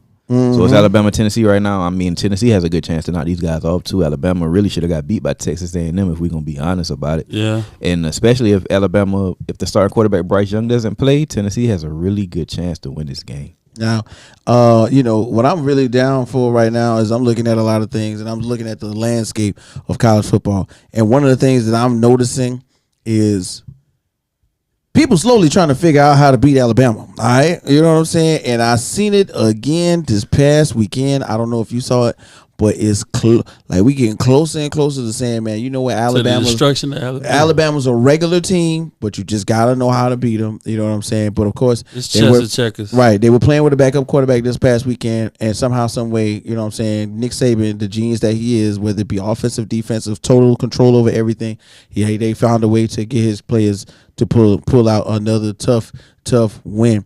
Now, a big surprise for me this past weekend, of course, was I was watching the Clemson game. Clemson, where they headed, put out another one. They're running 6-0 right now. Clemson right there at number 4. Michigan, they're getting ready for Joey's team. All right, they getting ready right now. Michigan got a big game with Penn State this week. Yeah, they're going up against Penn State number 5. I mean, Penn State number 10, Michigan number 5. And big matchup. Yeah. And I talked about them last week, and we talked about them a little bit before. USC Trojans, Caleb Williams out here in the Heisman Trophy conversation, and I'm telling you, man, it's amazing to see once again the transformation of, you know what I'm saying, the Trojan pride going from what it was when they were going through their suspension and their inability to make it to the college football playoff to now where like they are wide open, they hopeful, you know what I'm saying, the offense looks almost really similar to what it did back in the 2000s when they had Matt Lyon and Reggie Bush and all those guys we were talking about last week, Mike Williams, Lindell White. Like, it looks really similar to that, but of course, you know what I'm saying, with the expertise of their head coach coming out of Oklahoma, it's a little bit more modern where they spreading the ball, but they got like 4 running backs. When I say 4 running backs, I'm talking about like 4 running backs that they could throw out there. Yeah, they got a big game. And they had this week too. They play Utah. Yeah, they playing Utah. Number 20. So they got a big game. Utah. It's a lot of big games. Yeah, Utah's a tough match. So this conference play we got going on right now is one. Big shouts out to Mississippi State. Now Mississippi State, they let me down. They let me down, but I wanted to see them take a W this week right here. You know what I'm saying? And South Carolina snuck off one against Kentucky. Nobody expected that. Yeah, South Carolina. You know what I'm saying? Rattler is actually showing that he was a Heisman candidate last year, but of course we have yet to see that on a week to week basis. But we're looking forward to it. So big shouts out to USC. That's our University of South Carolina. And then for real, let's keep it 1,000.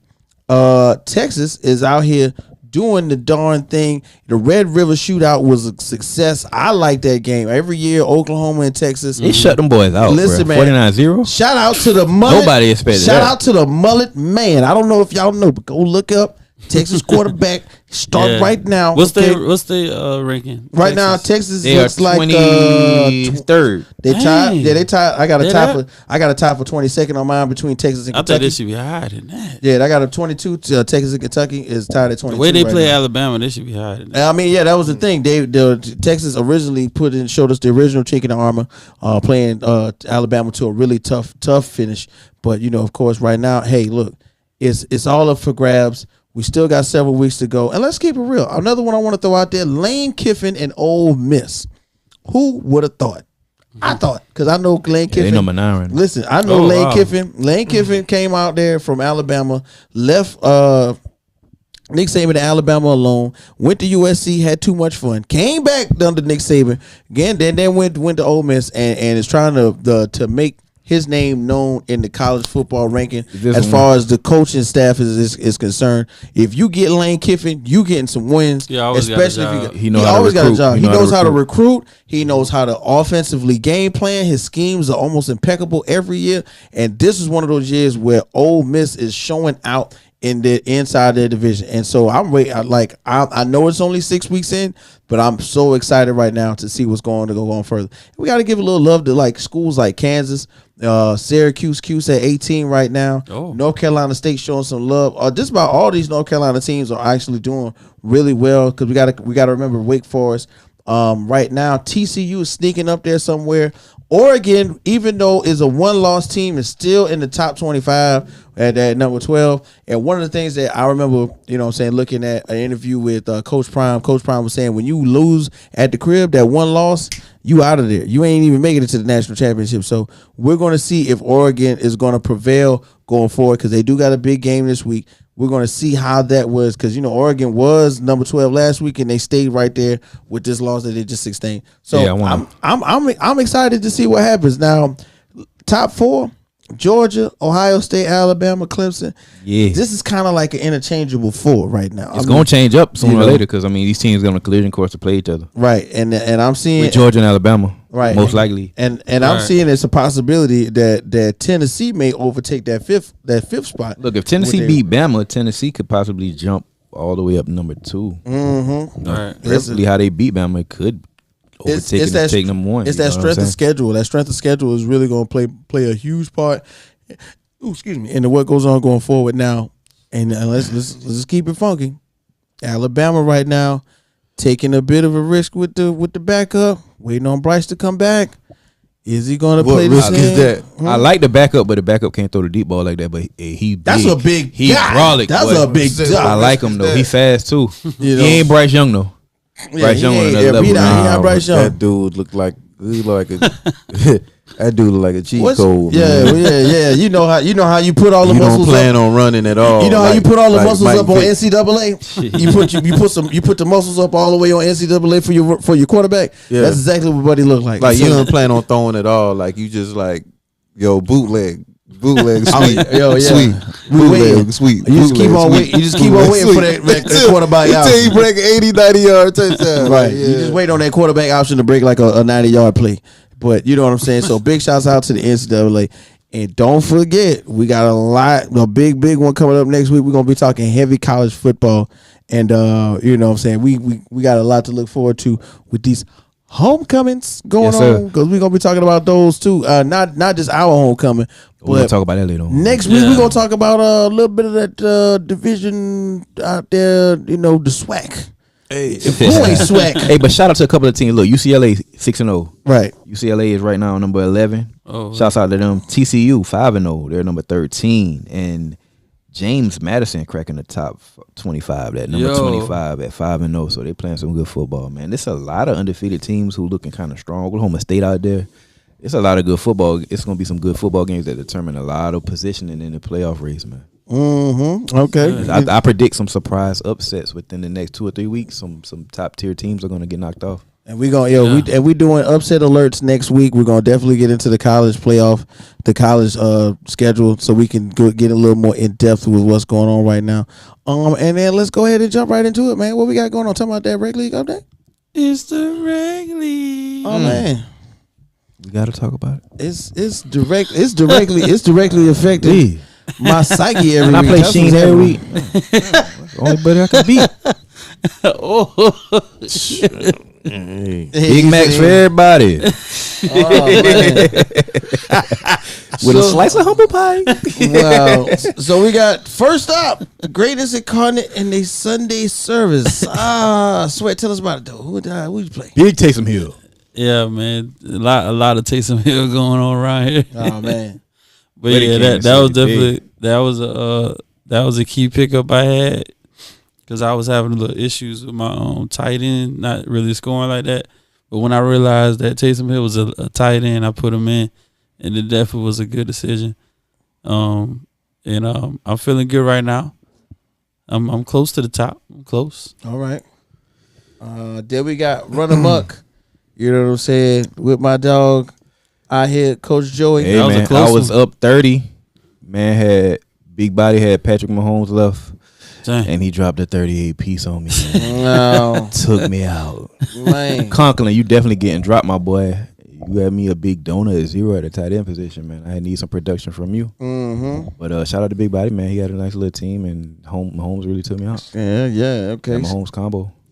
So we got my man Jay out here in RPGs. You know what I'm saying? Hey, And me out here. We still gonna fight. hey, Taking a loss, man. may I add, man, week 5 of the Joey Invitational, man, has been brought to you by. I check this out. You were supposed to win this, right? Who, me? Yes, man. I told you, bruh. Bruh. Can we please wake up? Can we please go to like bed Saturday night? No. A little early. I don't know. No, Set your lineup before you. That's my issue. I be like, Yeah. optimize the lineup, and then I wake up and it's already 2 o'clock. Check it I on be like, going Thursday. down. Check it on Wednesday. Check You it check it every day. tomorrow. Check it Check every it day. tomorrow. You It's gotta all- check it every day, happens. bro. Don't check it the week you play me. It happens. And then It happens. I'm Keep like, that same energy. You gotta check it every day, listen, bro. my Saturday nights be so hard on my body and my child. I'm sorry. I Check wake it up every so day. late. nah, but Check injury reports out though. Don't have nobody who injured playing. I don't. You know what I'm saying? nah, I just got- check I on the got to get it. Saints. Just check on the Saints. Yeah, They because hurt up. Because it look look like every time you put a Saints. Saints, I got yeah. 9 Saints and they all get hurt. But you can go on your settings. It'll tell you if anybody injured, bro. I got 9 Saints and every other week 2 of them hurt. Oh, it it's bothers trash. my feelings. Yeah, you're right. Except Taysom Hill. Yeah. Shout out Taysom Hill. But no, set that down. Make sure it's set on your. I'm gonna check it out this week right It'll tell you here. if you got somebody inactive. This week right here, it's going down. Hey, who we got next? Who we got? That's the Juice and Chill Belichick. Vito with the name change. Yeah, okay. Shout out to Sauce out here. He Taking feeling himself too. taking the W. He feeling himself. 175 points. The second most points this week. Shout out to the Sauce right there. I see you, son. Then we got Kelsey that. went crazy for him. Oh yeah, you know what I'm saying. Yeah, Kelsey out here with. Oh, that's what it was. Yeah, Kelsey went crazy. Oh, right I had there. the most points. That's crazy. Oh wow, that's you did. Shout I out to didn't you. realize that. Hey, Yeah. SC Inferno. SC Inferno, yeah. Shout out to Freeport. Freeport, what it do, man? You know what I'm saying? Billboard Entertainment, MMR, what it do though? And the Jack, you know what's? You know what I'm saying? So you know, Freeport out here with the one. What is that? 152 or 132? Hey, man. 152. I appreciate you One holding point that for me, 132. bro. For real. Hold that for me. Yeah, I'm 132. gonna come and get it from you. All right. You know what I'm saying? Oh. That fella, I got him in 2 leagues this week. Who? Freeport? Yeah, 3rd place. Oh man. Where, That's what y'all call him, what y'all want to call him. Wow. 3rd place. Wow. Dang. Damn. 3rd place. Shots man. fired. You know why I call him 3rd place. Give me a man, shot. we Give me don't a shot. talk Give me a about shot, I Sweat. don't know what's going Give me on. a shot. Oh yeah, that Bow, was a shot. bow. That was definitely a shot, Bow, sir. bow, bow. Shots fired. Shots fired. Man, So man, keep up with us right here because Hey you know man, of the course. season's still young. the Week season is 5. still young. What we got? What? Let's 7 see the- more weeks. let's see the 8 more standings weeks real before quick. the. We about to find playoffs out some. start up. So I got to get on the Raver wire. Yes, That's sir. what I got to do. I got to get on Yeah, the for Raver sure, wire. man. Yeah. Always look Definitely. for. You can some always trades. trade. I got some I've running been backs. rejecting if all you the need trades. running I've been like, backs. look, y'all trying to fool me. I'm waiting. No, Some trades are good, man. See, everybody in the rec league, I'm looking for a wide receiver. You need a running back, I got him. Chubb, McCaffrey, Mixon, Stevenson, Pierce, Hunt. What you need, I got at running back. Let's swap it out. I need an upper echelon wide receiver, though. I give you Juice Landry right now. Juice Landry. Keep him. I don't want Capri Sun Landry. Come on. And as we say each week, this league, you get a monetary prize from the best record, the most points, and the championship win. Yeah. So we got Freeport Donnie. He's actually winning on everything. He's first. Wow. He has the best record. Championship. Tied for the best record. He got the best record. Yeah, tied for the best record with Big Body. Okay. But I guess it would have to go to him because he has more points than Big Body. Hey, what's the tiebreaker? Head to head of points in this league? It's head to head. Okay. Yeah, I listen to you on that Word, for sure. word. That's more fair. Yeah, The tiebreaker. That's more fair. Yeah. And it'll make more sense. Usually the I'm gonna look into it. I wonder if they played each other already. I'm gonna look into it. See if Fern or Chico played each other. and that determines if your ranking. Yes, sir. In the standings. Putting our heads together. Yep. It does though. Okay. Who else we got? All right, so we got Freeport at number 1. Mm-hmm. We got Big Body at number 2. Right. Me at number 3. Jay on the mic at number 4. Bigo at number 5, and we got Vito at number 6. I'm coming for that number 6 but spot. all the records are still close, man. All the records. Yeah, are still I'm on the close. outskirts right now at number 8, man. We got Sam at number 7, me at number 8, my boy Wit at number 9, and then Kareem at number 10. Shout out to Kareem. I ain't trying to be a consolidation bracket. Shouty, I got some moves to make. I gotta get these wins. Hey, whoa. And women. Yo, this your boy Freeport on the check-in with the Rec Room. That fantasy league, huh? Number 1 looked good on me. I forgot who had it last week. I think it would be Will, but it's back for this rifle owner. It's probably going to stay there for a little Rifle bit. owner? You know what I'm saying? Wow. First year in the league. Number 1 looked good for me. Wow. You right. Your ass is third place. It do look good. Hey, his team. Hey, look. He got a straight team though. Devontae Adams went off on. He got Devontae. He got Lamar. He got some players. I thought you was gonna put that picture of Freeport be putting in the chat. That's funny. That stay in the chat, baby. I was gonna that stay in the chat. We might drop that if you win the league. We'll drop that. Yeah, we gonna put that in there. Right? Yo, shout out to Freeport. What happens in the chat stays in the chat. Right? Yeah, because it gets grimy in the chat. I ain't gonna lie to you. Get reckless in this. Yo, so like, we'll see what goes on next week. Next week's matchups. Make sure you checking us out. We're gonna keep you on point. Don't forget, like we said, it's monetarily involved when it comes to this. So we gonna be tying in some money eventually, and then I guess we're gonna see who's winning, who's losing. I ain't gonna be last. That's all I know. Hey man, hey yo Jay, hey Jay, I'm interested in what what's that about? What it's about, man. What is that about? What is going on? You know, Huh? This might be funny. Oh wow, That's the Yo, man. Today he's scheming. He want to know what's going on. is the birthday of the great Dusty Rhodes, man, the American Dream, man. Shout out to all the wrestling fans. Yo, this guy here, Clothesline the hell out. one of the bionic elbow. yeah, man, that elbow, man. You know, I just like that. yeah. I mean, just his birthday, man. I just thinking to myself like, dang, man, Dusty Rhodes. He came in with the 4 Horsemen, WCW, all types of different wrestling leagues. Man, has a long lineage of people, basically follows in his family. That's doing the same thing for a very long time. Who does? So yeah, And his son is in AEW. Cody Rhodes. right, Cody yeah. Rhodes is in AEW, the American Nightmare. Okay. He's wasn't he? Isn't he? Cody Rhodes is WWE. WWE. He swapped out.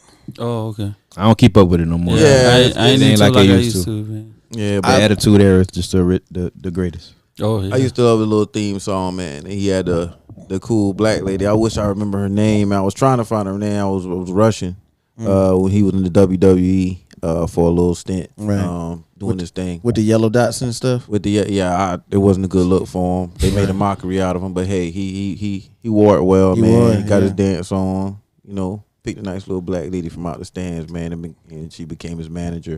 I can't remember her name to save my life, man. Wow. we Yeah, gonna she had get Jerry that curl. right. She reminded me of my aunt. Dusty man. Rhodes, man. Reminded me of my aunt, man. I'm gonna keep it real, man. It was a time in which, you know what I'm saying, the Dusty Rhodes era when it started coinciding with Ric Flair, because of course, just like everybody knows, I'm somewhat of a wrestling historian. Okay. So when they started doing rounding up those high class wrestlers from different territories, Dusty Rhodes was already the man, because in his territory he was booking.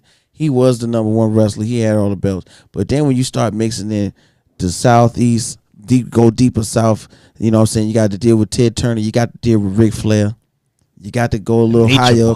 You got to get Macho Man. You got to get Macho Man Randy Savage. You got to get Hulk Hogan when he was beefed up, then larger than I don't know what. You know what I'm saying? And then out of nowhere, you get Dusty Rhodes, your country boy. Man, he ain't care about none of that. Who winning the match? I'm winning the match. Okay. And I read in several different magazines, you know what I'm saying? Because, of course, we know wrestling is sports entertainment. So they do plan out, how it's gonna happen, whatever. And then some matches I used to argue you down out there. It's real. Yeah. Talking about his fate. Why you talking my brother hard? And that's the thing, and anybody who loves wrestling will tell you it is real to a degree. It's like a of athletic soap opera. Is it scripted? Yeah. It's a scripted soap opera. But the thing is, Dusty Rhodes was like, F that script. When I put that bionic elbow on you, you're going down, and I'm counting. That man better count, because if you don't, you got to deal with Dusty Rhodes in the back. All right. Who is your favorite historic wrestler? Like, Wow, that's before the Attitude Era, like I'm that's saying, maybe like early '90s, '80s, early '90s. That's a great Who's your question, favorite? I got two. I'm gonna go Attitude, and I'm gonna go. Said one. Yeah. But my favorite is I would say my favorite is The Rock. But even before them days, before they came up, before the Attitude Era, Ric Flair. like when we was little. Ric Flair, man. Ric Flair, Yeah, he was flashy. Piper. Roddy Piper. That music, that intro music was crazy, man. I really thought that dude was crazy. Like, you know what I'm saying? He was. You would think he was one of the ones that personified his character out in and out of the ring. Yeah, Roddy Piper. I like that. I like that pick though. That was a good one. I kind of got two. Ultimate Warrior. Yeah. And before he even became the Heartbreak Kid, or kind of coming into Marty the Heartbreak Jannetty? Kid, that was good. That was nice, good tangent. The Rockers. But Shawn Michaels, man. Okay. Ooh, Shawn Michaels. I'm gonna take it there because we in the same space, and I'm gonna do two, because I later learned that this person was hated throughout the wrestling community because he was not a good technical wrestler, and I'm gonna say the Ultimate Warrior as well. But everybody hated him because of the way that wrestling is done. Yeah. They threw him in there just to not clothesline you and to get his head hit the turnbuckle, and then him to suplex you, and then the match be over. Who? The Ultimate Warrior. Oh, okay. Everybody hated him because he couldn't do a 15-20 minute match like Hey, Hulk but I mean, Hogan. he lift you up in the air and hold you up there for like 15 seconds. It looks You know what I'm good. saying? All the blood rushing to your head. It looks good. Drop you down. But- And then his intro just running to the Yeah, ring. Like, that's it. dun, dun, dun, dun. Yeah. R.I.P. to the Ultimate Warrior. R.I.P. man. Crazy story, right? So he gets inducted to the WWE Hall of Fame. He has a speech. He goes home and dies. That's what happened. That's exactly what he has, a heart attack when he gets to this hotel. Dang, that's crazy. Wow. Crazy. What an ending. Yeah. Okay. So crazy. my other one, straight up and down, for me, is always going to be Scott Hall / Razor Ramon, because like R.I.P. to Razor Ramon. you couldn't tell me Scott you couldn't tell me Scott Hall wasn't white and from Maryland. Machismo. Okay, that man personified his character for a really long Hey, time. Chico. Right? Yeah, know what right. I'm saying? Throw too Yeah. big in your face, get real disrespectful. Him and Shawn Michaels with them ladder matches, or them classic ladder matches him and Shawn Right. Michaels had. Dog. And, that Razor's Edge. Come on. Hey, man. And a classic one that a classic match that I was very privileged to watch at somebody else's house because my mom and daddy didn't order it, was the Macho Man and Ricky the Steamboat SummerSlam. That match lasted 25 minutes. Okay. 25. Never seen a Back- match back that then, long. that's a long time. That's a It's like- long Yeah. time. Yeah. And I'm talking about Macho Man and No Ricky the commercial Steamboat breaks. put on a show, and then it was almost trumped the idea that Hulk Hogan slammed Andre the Giant in the next match. But you saw them boys go off the top rope. I'm talking about. That was a and crazy in real moment. life, if I take out the Ultimate Warrior because of his wrestling prowess that he did not have, I gotta say Macho Man Randy Savage, because wasn't nothing like no Randy Savage.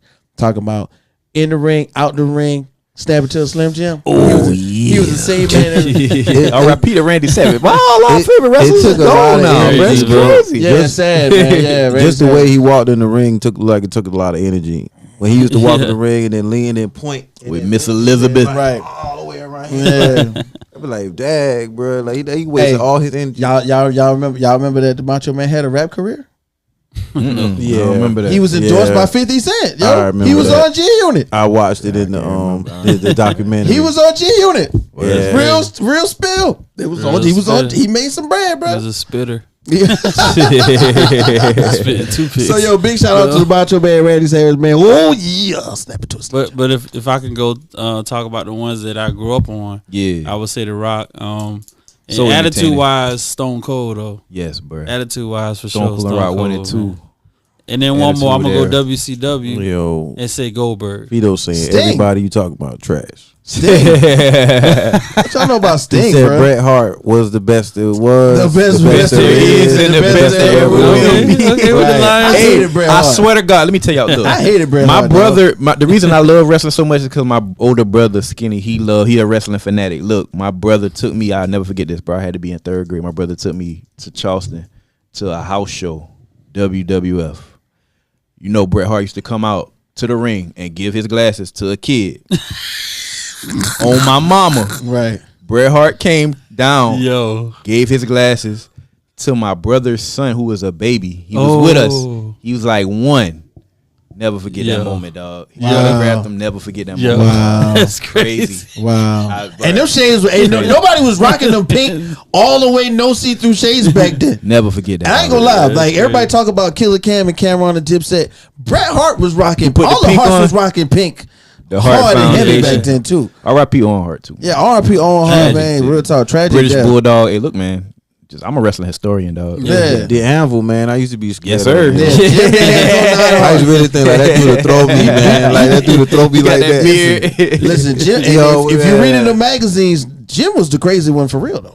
Yeah, well, in and out of the ring, but that's another story. that dungeon. Yeah, in when Canada. everybody They was got it getting in. wrestled on, bro. Everybody was getting wrestled I'm on. saying. So big shouts out to all my wrestling fans, because you know we go where they don't go. Shout out to Lab Daddy, man. Don't he make us ate go. that. He love wrestling Shout out too. to Lap. Daddy. Oh my god, I know Lapper wrestling. Knock story. love wrestling. You know what I'm Smitty. saying? Don't make Oh us yeah, go. Smitty too for sure. Don't make us go to a wrestling show and So come back much and talk about it. references We to- could do that. Shout out to Unite fighters out there.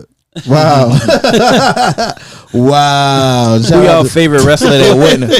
Who y'all favorite wrestler that wasn't a star like that? Oh, was it? Mine, The Godfather. Just. Oh yeah, oh yeah. Hey, Just because his character, good, man, that's you know good, what I'm that's saying? good. what do you used to say? Pimps. Pippin ain't easy. Yeah, there you go. That was his joint. This Vito talking about D'Lo Brown. Vito, you kind of look like D'Lo. Yeah, that's why I was just about to say D'Lo Brown, Like, bro. bro, what's wrong with this dude? And the thing is, D'Lo Brown is one of the original black wrestlers that paved the way in the WWE. D'Lo Brown got a long historic run in several of these small territories. Hey, So big Ahmed shout out to D'Lo Johnson. Brown. Nah, I Ahmed Johnson wouldn't too. put him past Ahmed Johnson? wow. No, man. Oh my God. The Junkyard Dog? No, well, Junkyard Dog. Debo, Zeus, remember him? He was played for Florida Might have been State. the original black. I know who you're talking about. He was in the Nation of Domination. Nation of Domination. Farouk. Farouk and D'Lo literally Ron Simmons. Ron Simmons. Yeah. In that southeastern territory, they was literally like the only two black wrestlers that people would hire, just because of who they were, character wise and out of the ring. You know, wrestling slightly had a lot of racism in it at one point in time. They never really let African American wrestlers be the champions. Yeah. And when they finally let Ron Simmons be a champion, he got chased out of I think somewhere in Tennessee or something like that.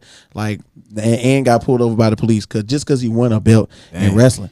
crazy. That's Vito crazy. said Booker T. And I was gonna say, see, WCW. I was paying attention to Booker let's T. keep it. Let's Nah, I keep it know funky. Vito watch I gotta wrestling. say, we gotta talk about Sting Vito and Booker said- T and the Harlem Heat, bro. Said Val Venus. Hello, ladies. Yeah, said Choppy. Y'all remember that when Buddy had got? Wow. I used to be like, somebody had to get this dog do it on TV. I'm not supposed to be seeing this, bro. Like, so funny, dog. And the thing Ravishing Rick Rude, man. Rick Rude. Yeah. ooh. The original porn star in wrestling, okay? Straight up. Hey, man, Kevin Nash. Hit the music. Kevin Nash back then. You know what I'm saying? Kevin Nash is dope. Kevin Nash when he was the Big Diesel. Big Diesel. Okay. And then Psycho Sid. Psycho Sid. Oh, when they had, man. This Psycho is memory, Sid. dog. Just memory lane, bro. Psycho Sid alive I too. wonder how long it took Psycho Sid to get that damn look he used to do, like with the music be like Yeah. He used to look all crazy. I wonder what how you thought that man up, that man is sling around nothing but just Jerry curl juice out his head all the bruh, time. that's the wettest white person hair I've ever seen in my Yeah, life. I dog. ain't even to say that, bro. That man Bruh, like that man his is hair sling was that always everywhere. wet, like he just stepped out the shower, bro. Psycho Like Sid. Jerry. like does he have grease on his hair? I Like don't for know. real? Gotta be that curl. Listen, baby. man, I'm telling you, man. Hey, man. And I think this has been the longest. What's that about? Yeah, I got one more question we for you, running though. it. We running it Talking though. about Who had the memories. best intro? Ooh, you took the thoughts out of my head though, dog. Who had the Stone best Cold. intro? Just the Ooh, glass breaking, Ooh. and then He's straight to it too. But music wise too, when he came Y2J. Oh like, yeah. break the walls down. Like, hey.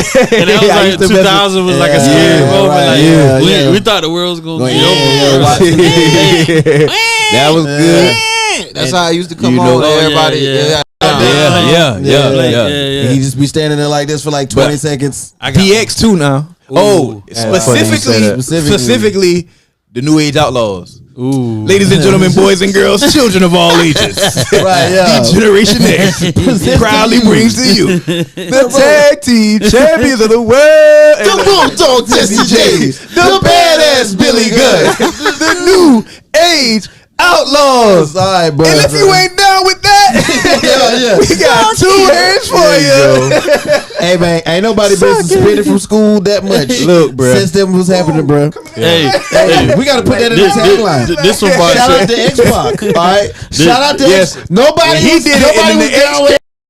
Hey, bro. Hey, if you wasn't BX down had a with great X-Pac, intro you too. couldn't rock with Like, me, dog. If you wasn't down with X-Pac used to hit you with the move across the ring and jump on you, dog. Okay. Shout out to X-Pac. You know what one that brought chills to my spine though? What's that? That damn Goldberg, man. oh yeah. Oh man. That you know that's Especially when the police Oh, knock man. on his door, like, it's time for you to come out. Like, and then they escort this man out to the ring. Yo, that was the And most. this man just could Hey, they- beat that you they- in 12 seconds. So I like, used to just go love- leave. man. Dusty Rhodes' other son. Oh, Goldust is Dusty Rhodes' other child. We talking about Goldberg, though. Don't talk about Goldberg. We don't talk about Listen, this. listen. I'm gonna tell you something. Listen, You gonna disrespect Goldberg? listen, Goldberg's another one. Everybody loved Goldberg, but his matches and his prowess on how he did it was set for him to come in and dominate in 20 seconds. Yeah. No real wrestling. I'm sorry. I love Goldberg. Don't He get had me some wrong. good. He had some good matches sometimes. Like But- when he started fighting the big But names. look, no, they let him fight longer. when they let him run out and he was doing 152 and 0. Yeah. That's when he was running out. I mean, that you jackhammer, know that who beat spear, him? and that Man. jackhammer. Then you was know who the- beat him? it was a legend. Kevin Nash the beat him, finger and it poke. was a wrap. That's what really ended WCW when they did that goofy shit too, man. Cause Yeah. it was on a run with the NWO. Man, listen, okay, they always got this story somewhere in the mix. When DX showed up at their show in like somewhere in Florida and was outside of the gate, and they had Kevin Nash and what's my man name? Sky Hall on the other side of the gate. They really didn't know that they was really standing right there. Sky Hall and Kevin Nash was about to come through that thing, but then of course they called it, hey, don't you go out there because TNT and USA you can't have you on 2 different stations. Boy, man, Kevin Hall. That's crazy. Man, they was about to set them boys off That's that one crazy. time. I wish they would have did it, but of course, Man. who got the money? Vince McMahon got the money. Good time. He bought them boys out. Next thing you know, ain't even no more ECW. Y'all don't even know about ECW. Tommy You talking about Dreamer. Black Off the chain. New Jack City? I was New about to Jack. say Dreamer. New Jack City. Let's not Yeah. talk about New Jack City, man. New Jack is dead. New Come Jack is to the dead. ring Okay. with New a Jack is trash dead. can I wanna let- full of yeah. weapons and beat you with them. Man, New Jack used to And be throw in you the off back stuff. doing All type of things. drugs. Yeah, New Jack used to be in the back getting busy. Yeah, you're right. Get busy and then come out there and wrestle you for 20 minutes. Busy. Okay. All right, man. Anyway, we had fun with this one. birthdays, man. That was- Shout out to Kama. Shout out to Taz from ECW. Shout out to Tommy Dreamer. I used to love Tommy Dreamer. What we gonna do now, man? Let's talk about these birthdays. Celebrity birthdays. Is it somebody ECW birthday? It might be. My favorite ECW wrestler was Rob Van Dam. Rob Van Dam. Whole lot of moves. Like he got in his bag with his moves. Yo, I see. We left Rob Van Dam out of like our favorite wrestlers too. I'm telling you, Rob Van Dam transcended. I used to play with him a lot. I'm talking about ECW, WCW, WWE. Man, Rob Van Dam show. Shout out to Rob Van Dam. Always put on the show. RVD is an advocate for medicinal marijuana right now. So big shout out to RVD. We're gonna put him in the hashtag. Yeah, we support that. Shout out to Cardi B. Cardi B. Hey, birthday. She's 30 today. 30? Oh, yesterday. Should I say? 30? Hey, I'm surprised she was that young. Yeah, 30, y'all. All right. Am I right? You right. I thought it was like 35. Well, never mind. And the man, the myth, the legend, the guy that always has something bad to say. He's very critical, man. Especially if you're a quarterback. Steve Young, Steve. Man, you can catch Steve Young pissed every week or every Sunday or Monday or however you want to. I don't know why. I see him trying. He's doing his best, but for some reason he's not getting it. You would have thought that he built the team out in San Francisco itself. Listen, man. He got to watch the greatest happen, and then he took over, and then he lost his mind after that. So I can understand why he's so critical of quarterbacks. Trevor, man, I'm sorry. Oh no, go ahead. You keep going. Man, you got Mike Conley? 90-year-old Mike Conley. Whoa, he older than LeBron out there. Bro, let me tell you something, man. I'm about to skip Mike Conley, man. Hey, yeah, happy birthday, Mike. Yo, somebody I used to have a crush on for some reason, bro. Right. I don't know why. Yeah. And I'm not really like, never mind, I'm not gonna go into that. But you're not really into those. No, I'm just not, Yeah. But Michelle Wee, man. Michelle Wee. I don't know why I had a crush on Michelle Wee. Shout out to Michelle Wee. Dope. I don't know why. Strong ladies out here. Strong ladies. I just Michelle had Wee, the what's biggest up? crush on Michelle Wee, man. She was not very, didn't show very much emotion. Right. Not always, in front of the camera. When I saw her, it was just like and athletic. So she grabbed you with her personality through the camera? I think I was like 14. That was a bad time to be. Yeah. Anyway, who we got next, man? Let's see if we can take a guess on this. I have That no looks idea like who Trent that is. Jordan Watt. I want to say, damn, my eyesight is telling me Travis Kelce, but That's Trent That's Jordan. no, that's not not Kelce. Travis Trent Jordan Kelce. Watt? TJ? Hold on, Who is let me. that? Hold on. Yeah, there we go. TJ Watt? Yeah, Aw, TJ man. Watt. TJ Watt, Yeah. man. I missed him with his He shoulder. at home. He's Yeah, a Watt. He did like Travis Kelce. He wrestling a pectoral right now. You know what I'm saying? He's watching us. He's going, man. If I was out there, we would have won. Because of course, without him, like he took that without picture. him right now, we 0-8. So I'm waiting on him to get back. Damn, y'all 0-8, bro. 0-8. It's only week 5. Every time he gone, we ain't winning. So I don't know, bro. It's only You say your 5. team is 0-8, y'all only 0-5. Well, now y'all not 0-5. no. I'll say when he's not there. This historically. Oh, okay. Got it. Oh, yeah. I haven't won without. Gotcha. Yeah. Okay. Historically, I'm thinking we you are just count 0-8. losses already. Like, yeah, it's No, over no, for us. no, We no, 0-8. That's a real No, stat. historically they are 0-8 without TJ Watt on the field. So Y'all absolutely need him on the field. yeah. Wow. There's no doubt about it. He's a big part of what we do on the defensive end, man. I cannot lie about that, man. Oh God, man. So, does anybody have everything else we're gonna throw in after Last birthdays? thoughts, man. I'm just ready Last on thoughts? these matchups. Football wise, NCAA and NFL, you know what I'm saying? We got Michigan versus Penn State, 5 versus 10. We got Tennessee versus Alabama, 6 versus 2.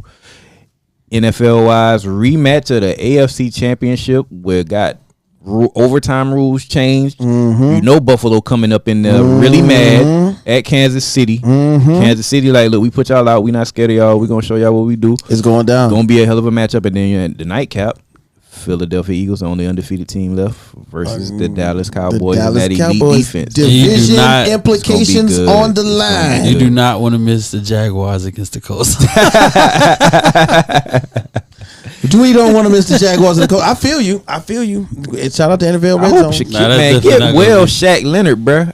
Bounce Yeah. back. Get I need well. him on that field, man. He gonna be at homecoming this weekend though. He gonna be out there, man. Probably is. He might be. Real talk. Nah, man. You If gonna- I was in the NFL, man, I wouldn't dare go near homecoming. But he gonna have. He might come for the festivities. He runs. He come for the He alumni run the stuff. college. He come run for the the university. He come for the alumni stuff. Like he gonna be there like Wednesday, Thursday. And go If he back. not playing, he probably will be there. Yeah, he be there like Wednesday. But if Thursday. he playing, he ain't gonna be. He gonna hang out with Buddy Pugh and Coach Willie Jeffries at Orangeburg Country Club, and then go back. You know, that type of thing. Buddy Pugh. Yeah, shout out to Buddy P, man. Coach Willie Jeffries, man. You gotta get it Shout together. out to Championship winning. Yeah, championship winning Shout out to HBCU Lee coaches. Shout man. out to the best homecoming, high school homecoming on earth. Orange Hey, High School. hey, It was hey, a time. It was a movie. Everybody and their mama came from other schools And their daddy. beyond. Do you know And their how, grandmama. And their how aunts. long I had to And they find a dog park? it. It was hard to park by the time I got out there. It was packed, Man, bro. It was listen, colossal. it was amazing. It was the women amazing. were thick. Shout out to DJ T Sweat, food was great, drinks was DJ T great. Sweat for getting on the ones and twos. Anything you wanted was around. Yes. It was in the air. It was Great- it was great there. moment. The after parties, man. Shout out to Knock. It was in the cup. Yeah. Great after man. party at the Garden Room. Cloud9 was on Swole. Legends was on Swole. Brooklyn had the the 40 and up crowd. lit. Orangeburg was on fire, man. Oh man, it was That was 40 and crazy. up crowd was out there. I wanted It to was go out hang there. with Dumb Boy. It was I ain't- cars over You know, top of now I'm in my cars. 30s. I'm an unk, but the aunties and the cougars. Yeah, listen. All right, they was cougering. Listen. I ain't even gonna talk about that, bro. It was purring out there now. All right. Who you telling? God. Who you telling, man? So shout out to your aunt, okay? Can't wait for next year. coming man. out. You know what I'm saying? Next year That we doing Garden it Room big was on too. Swole though. That Garden Room was. We doing it big this weekend as well for South Carolina State's homecoming. We're gonna make that work. We're gonna have a post homecoming review with hopefully with Kendrick Lewis of South Carolina State Athletic Department, Sports and Media Director. Hopefully he'll be a part of our show next week. And we'll see how we got it going on next, man. What up with last thoughts? Anybody? It's a rare condition in this day and age. To read any good news on the newspaper This page? dude was Mike. Love and Still condition. a Of grand desire. Some people say it's even you gotta harder do that. to You gotta do that whack find. intro. It must Family be Matters. some magic clue inside.